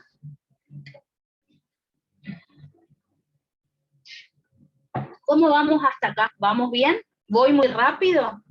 ¿Se va entendiendo? Cualquier cosa, ustedes me pueden interrumpir cuando ustedes quieran y me preguntan cosas, ¿eh? No se preocupen. Aunque este tema es bastante tranqui todavía. En otros temas me van a preguntar más, estoy segura, porque algunos temas son más difíciles. Bueno. Otra de las características de la vida que vamos a tener es el desarrollo. ¿A qué nos referimos cuando hablamos de desarrollo? Como dijimos hace un rato, hablamos de que los seres vivos están cambiando constantemente. ¿Ah? Tardé 2 segundos en decir esa definición y en 2 segundos que pasaron yo ya cambié. ¿Tá? Ya no tengo la misma edad que tenía hace 2 segundos atrás, por ejemplo. ¿Tá? Entonces, ¿cuáles son los tipos de desarrollo que podemos observar en los seres vivos? Podemos observar la diferenciación y el crecimiento. Por ejemplo, ¿a qué nos referimos cuando hablamos de diferenciación? Estamos diciendo que a partir de una célula inmadura o indiferenciada, es decir, una célula progenitora, se forman células más maduras o diferenciadas. Ejemplo de esto los vamos a ver en la segunda era, cuando hablemos de eritropoyesis, leucopoyesis y trombopoyesis. O sea, síntesis de glóbulos rojos, glóbulos blancos y plaquetas. Donde vamos a observar, por ejemplo, ¿se acuerdan del stem cell o célula madre hematopoyética? Bueno, a partir de esa célula que es totalmente indiferenciada, cuando esa célula recibía ciertos factores de crecimiento, se diferencia a la célula siguiente. ¿Ah? También crece. ¿Ah?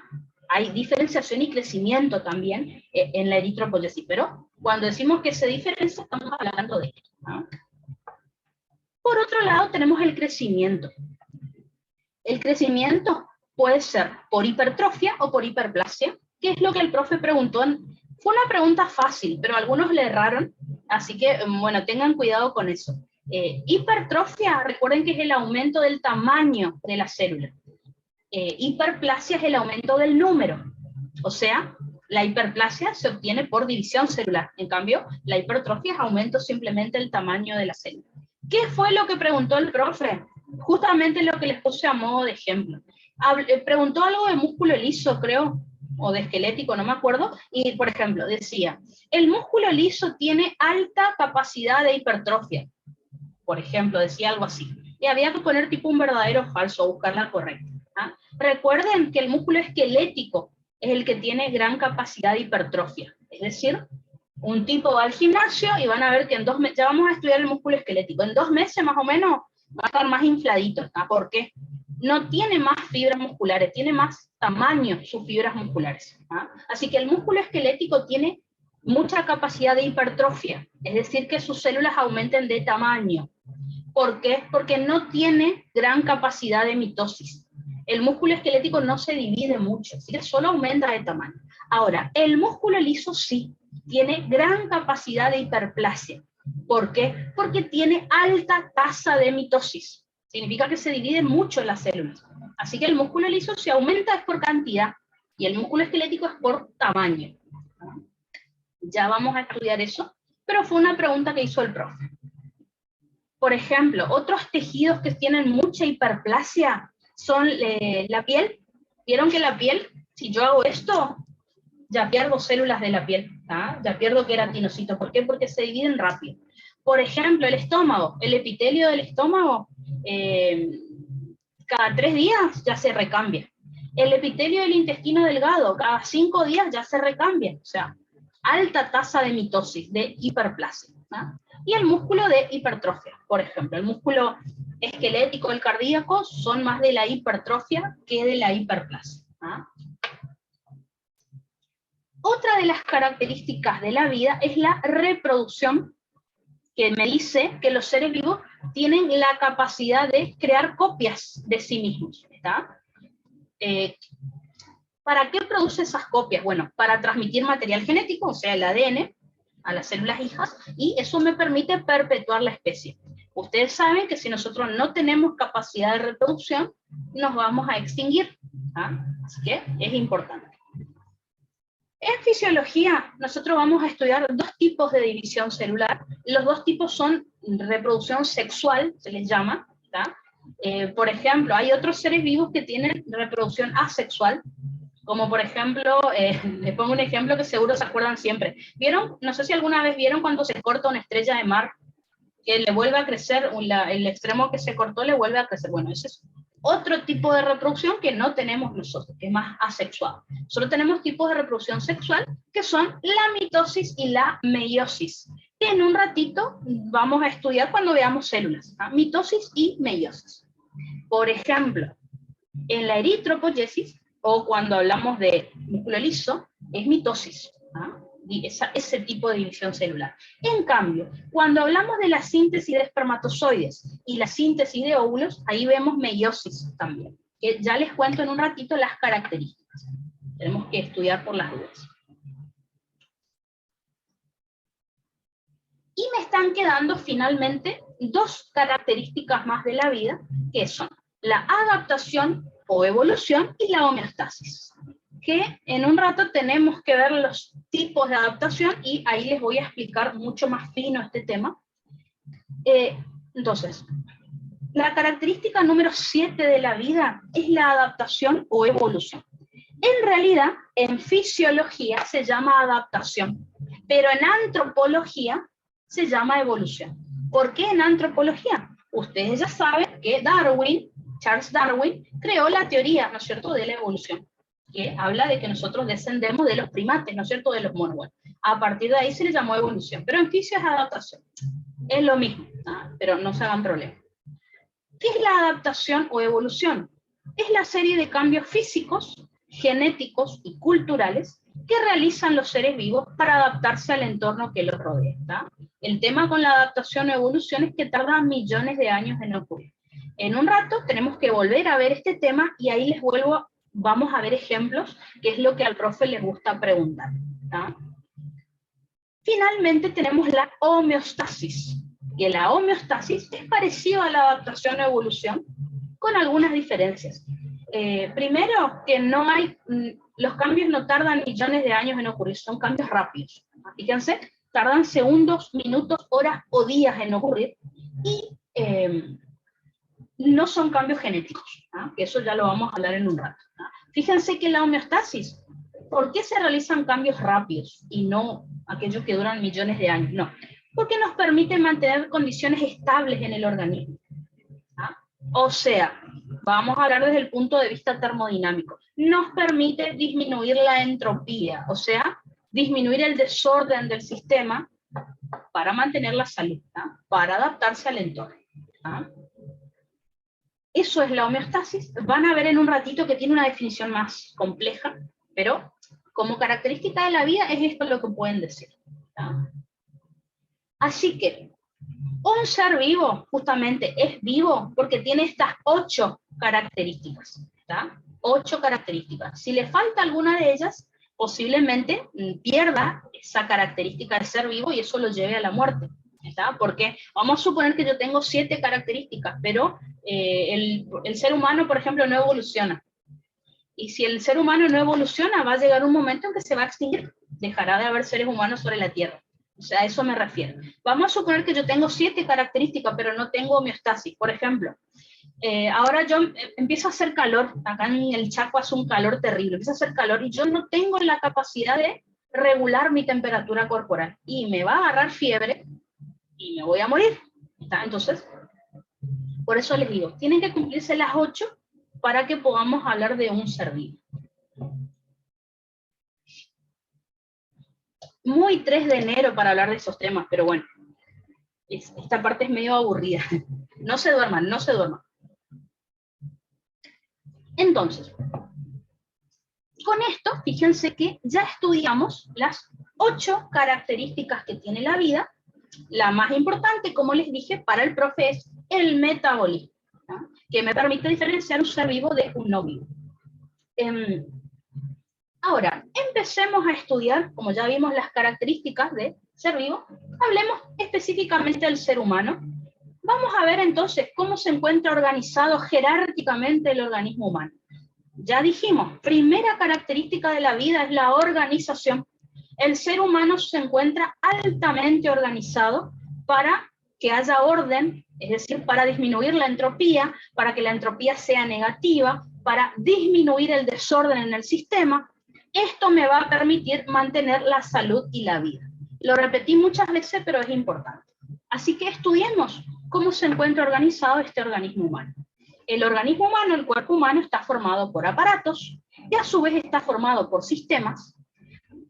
El profe en su apunte habla de aparatos y sistemas sin diferenciar. Así que si quieren estudiar así aparatos y sistemas, no hay problema. Yo les diferencio por las dudas, que él se vuelva fino, les diferencio.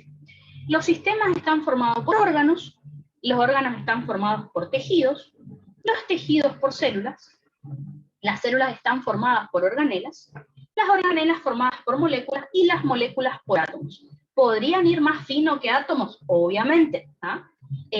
¿Podrían ir un poco más arriba del organismo humano? Sí. Bueno, el organismo humano forma parte de, por ejemplo, una población, la población forma parte de un ecosistema, los ecosistemas forman la Tierra, el profe les habla hasta del universo, ¿no? Obviamente que lo pueden estudiar así. Hablando específicamente del cuerpo humano, sería estos niveles de organización. A mí me gusta estudiar esto de lo más grande a lo más pequeño, como les puse. Si ustedes quieren empezar desde átomo e ir hacia arriba, no hay problema. Estudien como más les parezca. Les digo esto porque en el apunte del profe está al revés. No hay drama. El tema es que lo estudien, digamos. Así que empecemos por el principio. Empecemos por el organismo humano. Desde el punto de vista anatómico, podemos decir que el organismo humano, el cuerpo humano, es un conjunto de aparatos. ¿Tá? Ahora, desde el punto de vista de la biofísica, que lo vamos a estudiar casi hacia el final de esta clase, desde el punto de vista de la biofísica, podemos decir que el organismo humano es un sistema biológico y dinámico. Tengan cuidado con esta palabra, la palabra sistema. ¿Por qué? Porque desde el punto de vista de lo que estamos estudiando ahora, desde el punto de vista biológico, un sistema, vamos a ver enseguida, fíjense, un sistema es un conjunto de órganos. ¿Verdad? Ahora, desde el punto de vista de la biofísica, vamos a ver que un sistema es otra cosa, ¿verdad? Y ya les voy a explicar. Así que la definición la dejamos por ahí entre signos de pregunta. A ver qué, desde la biofísica, ¿qué es un sistema? ¿Qué significa que es biológico? ¿Qué significa que es dinámico? Ya lo vamos a ver. Así que, por ahora, el cuerpo humano es un conjunto de aparatos. ¿Ustedes podrían evaluar a un organismo humano desde justamente como un todo, como un organismo? Sí. Como médicos, ustedes lo que podrían hacer es evaluar qué forma tiene el organismo humano de una persona. Y eso me da bastante información. Así que en ese caso, desde el punto de vista del examen físico de un paciente, hablaríamos de hábitos constitucionales. ¿Tá? Es decir, cuando ustedes llega un paciente a la consulta por primera vez, lo pueden evaluar. Simplemente con la inspección, lo miran y ven qué tipo de hábito tiene. O sea, la forma del cuerpo. ¿No? Podemos tener un hábito longilíneo o también llamado ectomórfico, que son pacientes que tienen estatura bastante alta y una complexión delgada. No necesariamente tiene que ser delgado, pero sí alto. ¿No? Recuerden que en el hombre se considera alto aquella persona que tenga más de 1,70 m, porque 1,70 m es el estándar. En el caso de una mujer, más alta que 1,65 m. Puede ser que un paciente tenga un hábito brevilíneo o también llamado endomórfico, es decir, una estatura baja, menor a 1,70 m en el hombre, menor a 1,65 m en la mujer. Yo, por ejemplo, yo mido 1,55 m, o sea que tengo hábito brevilíneo a minion, digamos. Ya soy un minion porque súper chiquitita, pero bueno, está. O si no, podemos tener pacientes con los llamados pacientes estándar, que son los pacientes con hábito atlético o mesomórfico. De ahora en adelante, ¿a qué consideramos un paciente estándar? Lo consideramos a un paciente de sexo masculino, de 1,70 m de estatura, 70 kilogramos de peso y 30 años. Así que de ahora en adelante, cuando yo diga, en un paciente estándar, la presión arterial es tanto, significa que en este paciente la presión arterial es tal valor. Dependiendo de la edad, de la estatura, de lo que sea, eso puede cambiar. Eso también en algunos temas los vamos a tener que estudiar.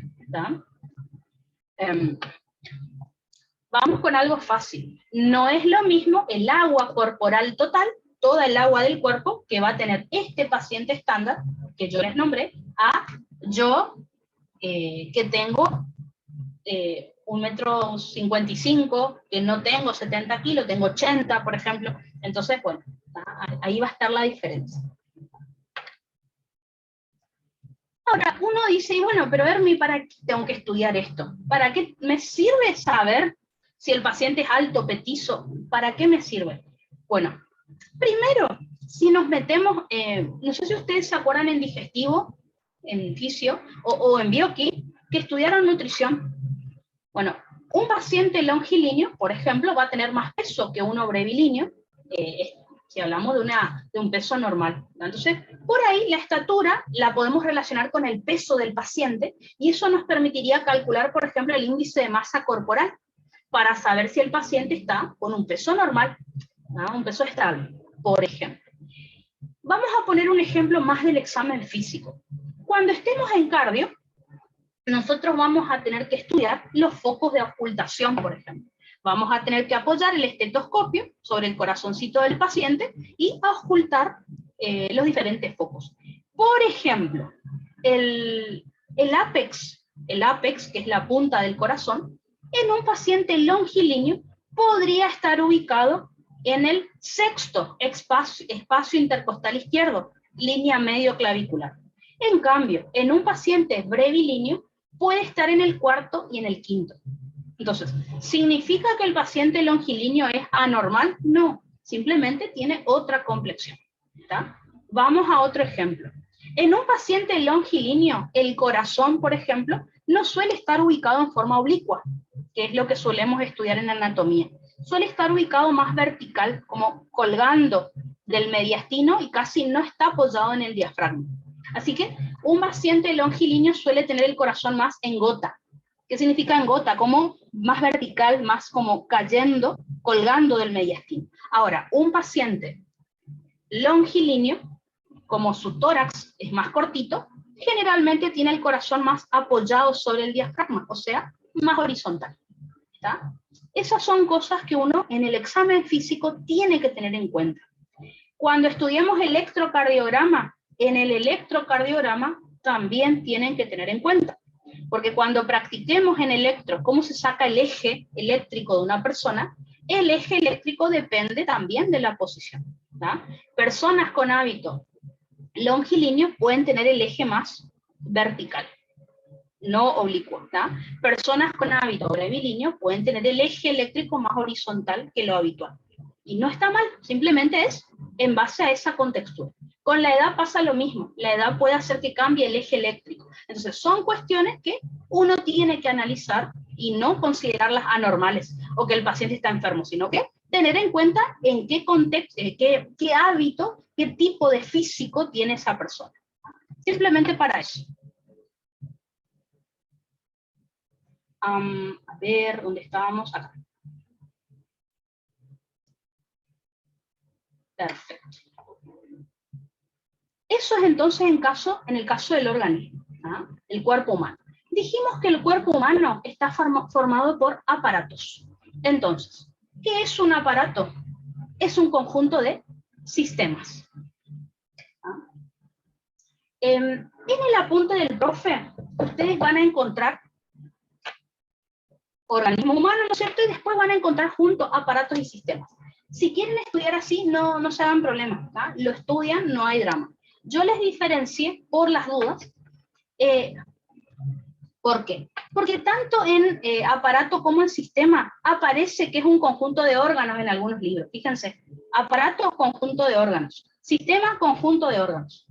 ¿Cómo hago para diferenciar? Bueno, el aparato se considera más grande que un sistema. ¿Por qué? Porque el aparato es un conjunto de órganos de diferentes estructuras y tejidos que se asocian para cumplir una función. Por ejemplo, el aparato digestivo. El aparato digestivo tiene órganos que forman parte del sistema digestivo, ¿no es cierto? Estómago, esófago, intestino. Pero también secreta hormonas, así que es endocrino. El aparato digestivo tiene sistema digestivo en su interior, también sistema endocrino. También tiene, si recuerdan, sistema nervioso, por el sistema nervioso entérico. Entonces, fíjense que son, por ejemplo, el páncreas tiene endocrino también. Entonces, son órganos diferentes en estructura, diferentes tejidos, pero todos cumplen una función que es la digestión, la absorción de nutrientes, ¿no?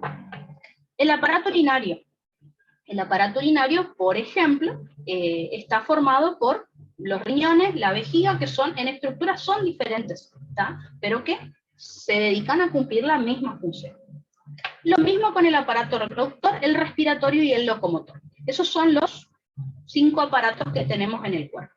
¿Cómo lo diferenciamos de un sistema? Por un lado, podríamos decir que un sistema es un conjunto de órganos, más fácil, o si no, podríamos decir, para diferenciar de aparato, que es un conjunto de órganos de similar estructura y tejidos, que cumplen una determinada función. Por ejemplo, el sistema nervioso. ¿Por qué no le digo aparato? No, porque el sistema nervioso, todos sus componentes están formados por neuronas y células de la glía. ¿Ah? Son similares en estructura.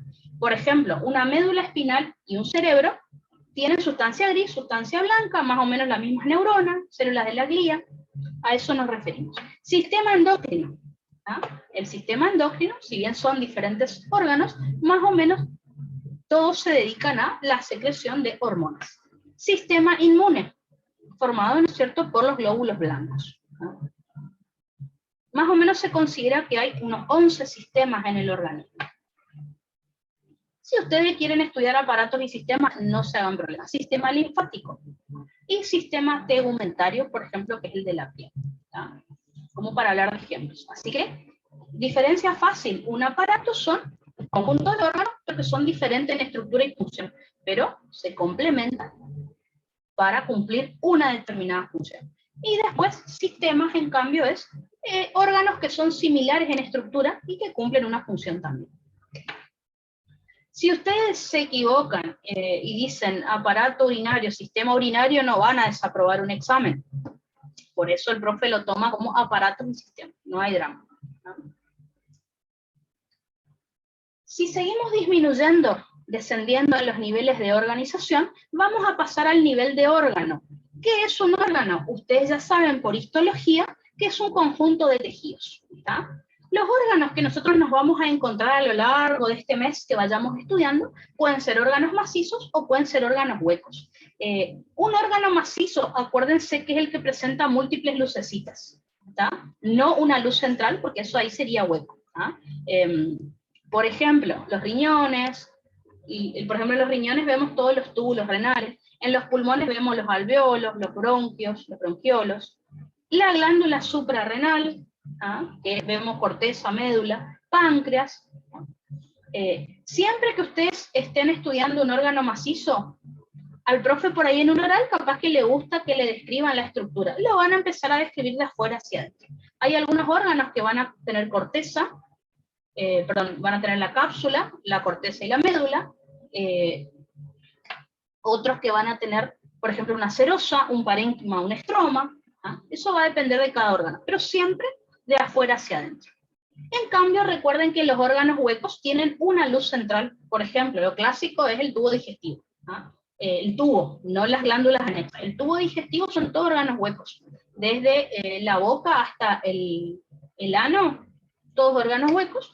Por ejemplo, podemos nombrar también al corazón, útero, trompas de falopio. Que si yo hago un corte de ese órgano, veo una gran luz central.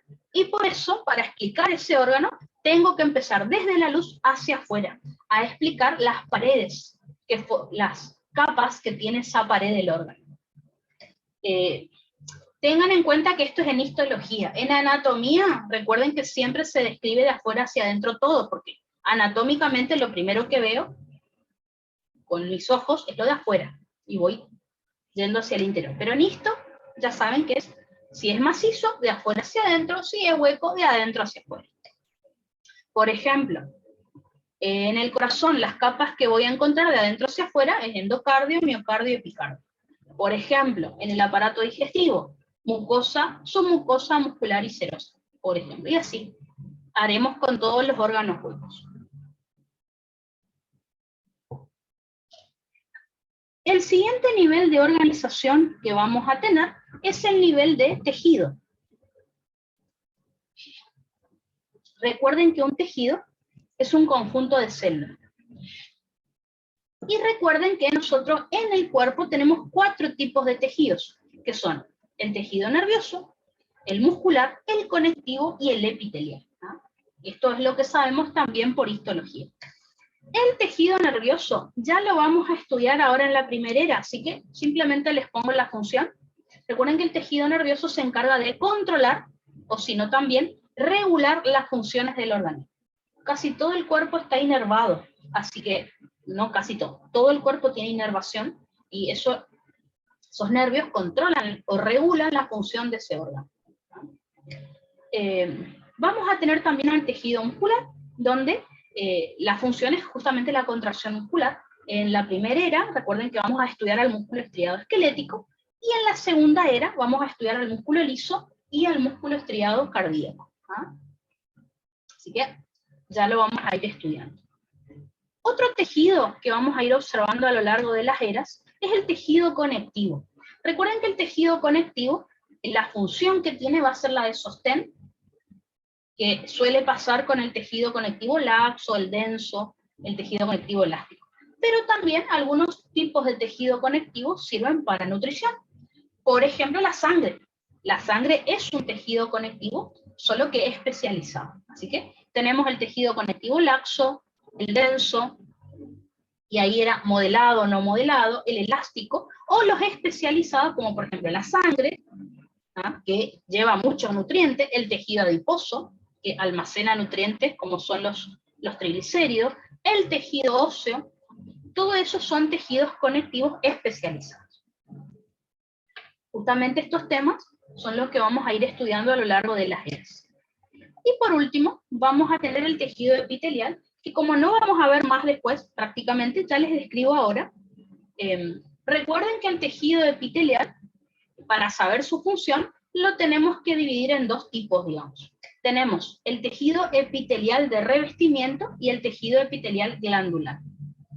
Acuérdense que el tejido epitelial de revestimiento es el que tapiza, reviste justamente, superficies internas o externas del organismo. Por ejemplo, externas tenemos la piel que me separa, y las mucosas también, que me separa nosotros que somos el sistema de nuestro entorno. O si no, por ejemplo, en el interior de un vaso sanguíneo tenemos endotelio, endotelio plano simple. Por ejemplo, en contacto con la luz en el esófago también tenemos epitelio, ¿está?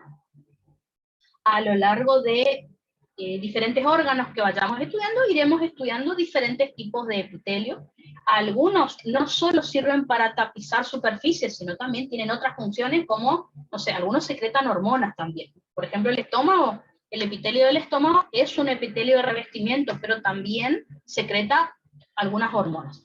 Eso ya lo iremos viendo. Y por otro lado, tenemos el epitelio glandular, que sirve justamente para secretar sustancias. Como les dije, hay epitelio que tiene las 2 cosas juntas. El del estómago reviste superficie y secreta sustancias. A su vez, el epitelio glandular lo podemos dividir en endocrino y exócrino. Y recuerden que el epitelio glandular, como estudiaron en histología, se origina a partir del epitelio de revestimiento. Así que, primera característica, para hacer un epitelio de revestimiento, la característica que tiene que cumplir es tiene que estar apoyado en una membrana basal, que recuerden que la membrana basal está formada por colágeno tipo 1, ¿tá? Y después, del otro lado, tiene que estar en contacto con una luz o con una superficie externa, ¿no es cierto? Entonces, membrana basal por un lado, luz por el otro lado, ¿tá? ¿Qué puede llegar a pasar con este epitelio de revestimiento? Que se empieza a formar una invaginación, ¿ven? Acá tienen el epitelio de revestimiento en este segundo esquema, y se forma una invaginación de este epitelio de revestimiento, que es lo que me va a dar origen al epitelio glandular.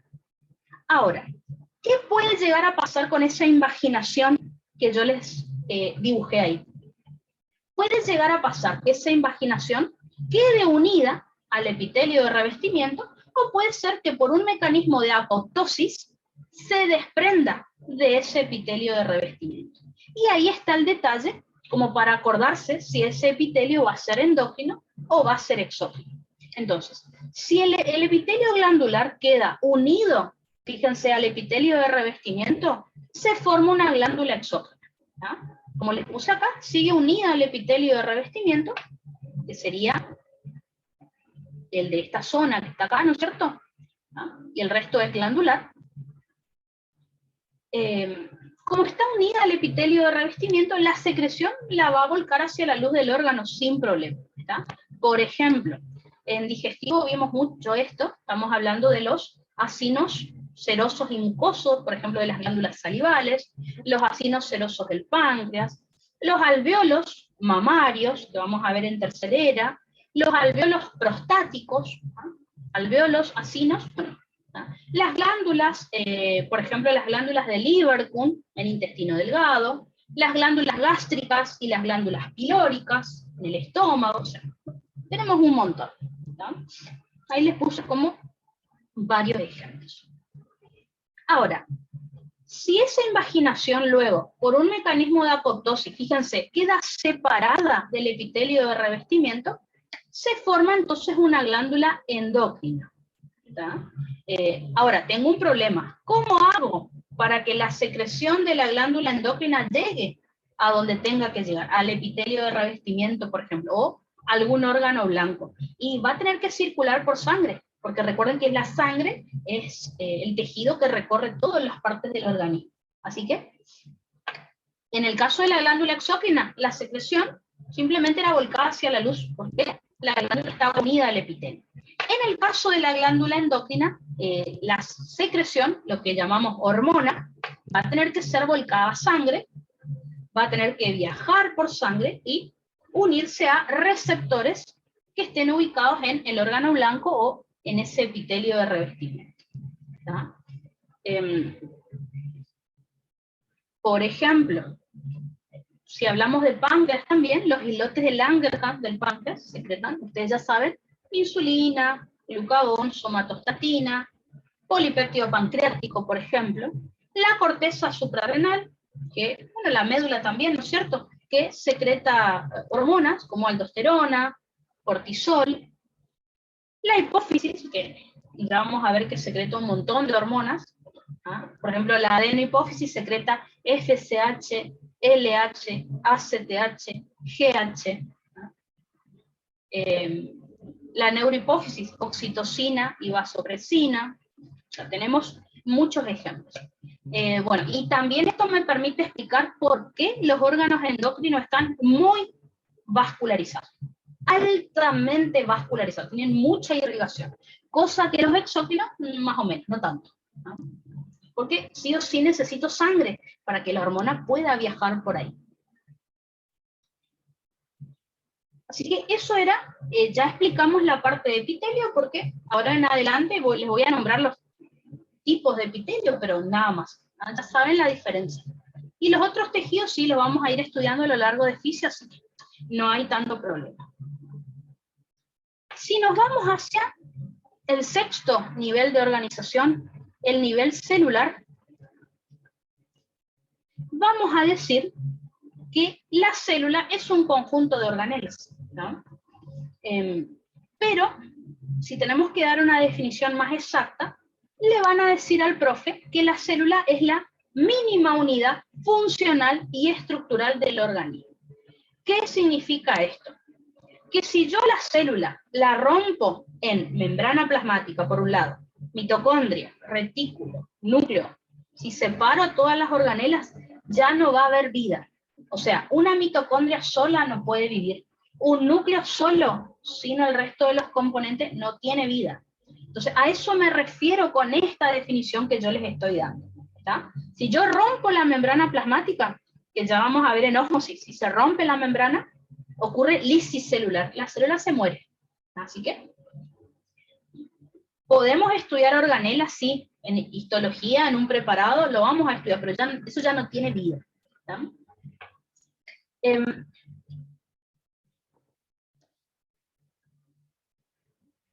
Una teoría que me explica todas las características y funciones que va a tener una célula, justamente es la teoría celular, ¿no? que ya saben que el profe pregunta bastante.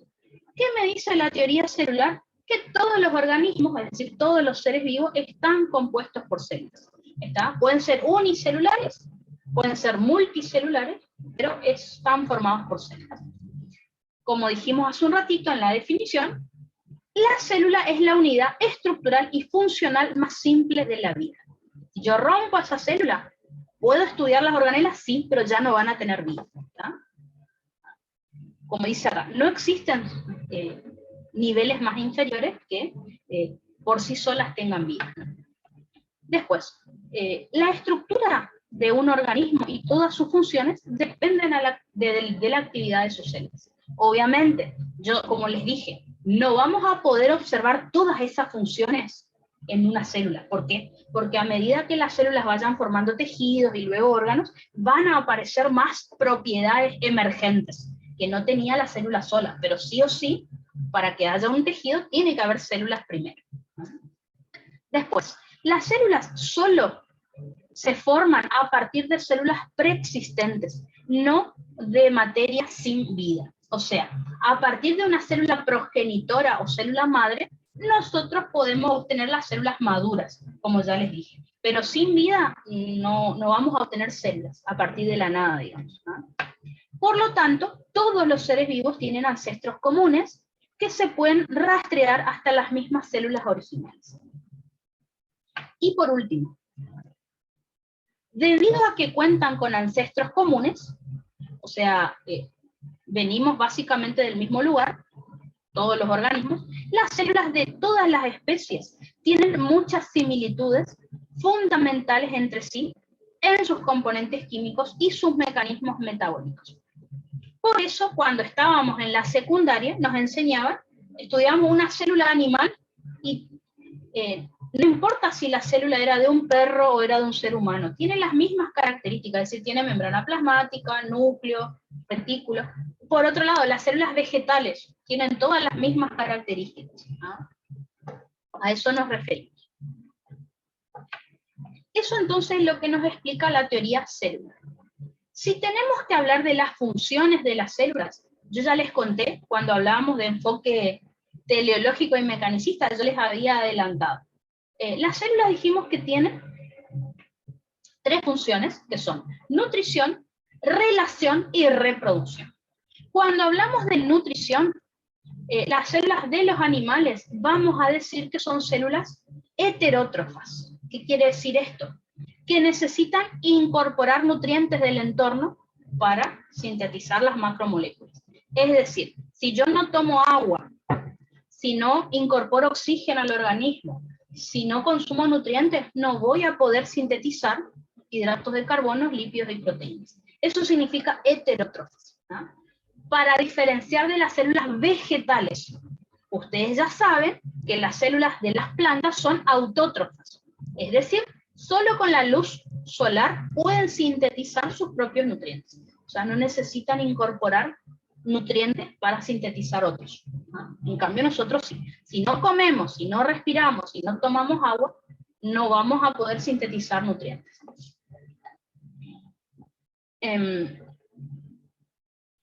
Otra de las funciones que van a tener las células, recuerden que es la reproducción o división celular, que si ustedes recuerdan, nutrición y reproducción son también características de los seres vivos en general.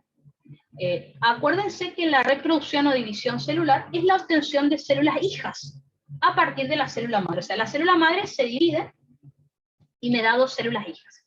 Ahora, ¿de qué manera se podría dividir la célula madre? Acuérdense que es o por mitosis o por meiosis, que yo les había adelantado. ¿Qué sería la mitosis? Recuerden que en la mitosis, las células hijas que obtenemos son iguales, exactamente iguales a la célula madre. ¿Tá? ¿Qué quiere decir esto? Que tiene el mismo material genético. Recuerden ustedes que nosotros tenemos 23 pares de cromosomas, ¿se acuerdan? Nosotros tenemos 46 cromosomas. Entonces, durante la mitosis, la célula madre se divide, las células hijas también van a tener 46 cromosomas igual que la madre, exactamente igual. ¿Tá? O sea, no hay división de material genético. Ejemplo de esto lo vamos a ver en la eritropoyesis, que es la síntesis de glóbulos rojos, la leucopoyesis, que es la síntesis de glóbulos blancos, y la trombopoyesis, que es la síntesis de plaquetas. O sea, a partir de la célula madre vamos a ver mitosis y también diferenciación, ¿ah? Que también ya lo habíamos hablado anteriormente. Así que en segunda era, ejemplo de mitosis lo vamos a ver. Músculo liso también, dijimos que músculo liso tiene mucha capacidad de mitosis, por eso tiene hiperplasia. Ese sería otro ejemplo. Ahora, en tercera era, cuando vemos masculino y femenino, vamos a ver la meiosis. ¿Ah? En el caso de la meiosis, las células hijas no son iguales a la madre. ¿Por qué? Porque al dividirse la célula madre entregó la mitad del material genético a una de las hijas y la mitad del material genético a otra de las hijas. ¿Está? Es decir, hay división del contenido genético. Les pongo un ejemplo. Cuando estemos en aparato reproductor masculino, vamos a estudiar a la espermatogénesis, es decir, la síntesis de espermatozoides, en donde el espermatocito 1 se divide para dar 2 espermatocitos 2. ¿Está? En esa meiosis, el espermatocito 1 de los 46 cromosomas entrega 23 a un espermatocito 2 y otros 23 cromosomas al otro espermatocito 2. ¿Está? Eso ocurría, por ejemplo, en la primera división meiótica. Ya lo vamos a estudiar para el final, porque no entra en las eras, pero bueno. ¿Ah? Recuerden que tanto en espermatogénesis como en ovogénesis hay 2 divisiones meióticas, o 2 meiosis que tenemos que estudiar. Por ejemplo, en el caso de la ovogénesis, el ovocito 1 hace una primera meiosis para diferenciarse a ovocito 2. Igual, ahí cuando estudiemos el ciclo menstrual, vamos a ver que hay un detalle ahí con que el ovocito 1 tarda años en pasar a ovocito 2, por ejemplo. Pero bueno, eso ya lo vamos a discutir más adelante. Lo habrán leído, pero no nos toca estudiar por ahora. ¿Está? A ver, ¿qué hora es? Bueno, son las 10. Vamos a hacer un recreo, entonces, así descansan un poco su mente, porque les habré quemado la cabeza. Vamos a tomarnos 5 o 10 minutitos para que vayan al baño, se preparen otro mate, otro café, lo que quieran, y después seguimos estudiando nuestros temas, ¿está? Así que vayan a descansar un chiquitín.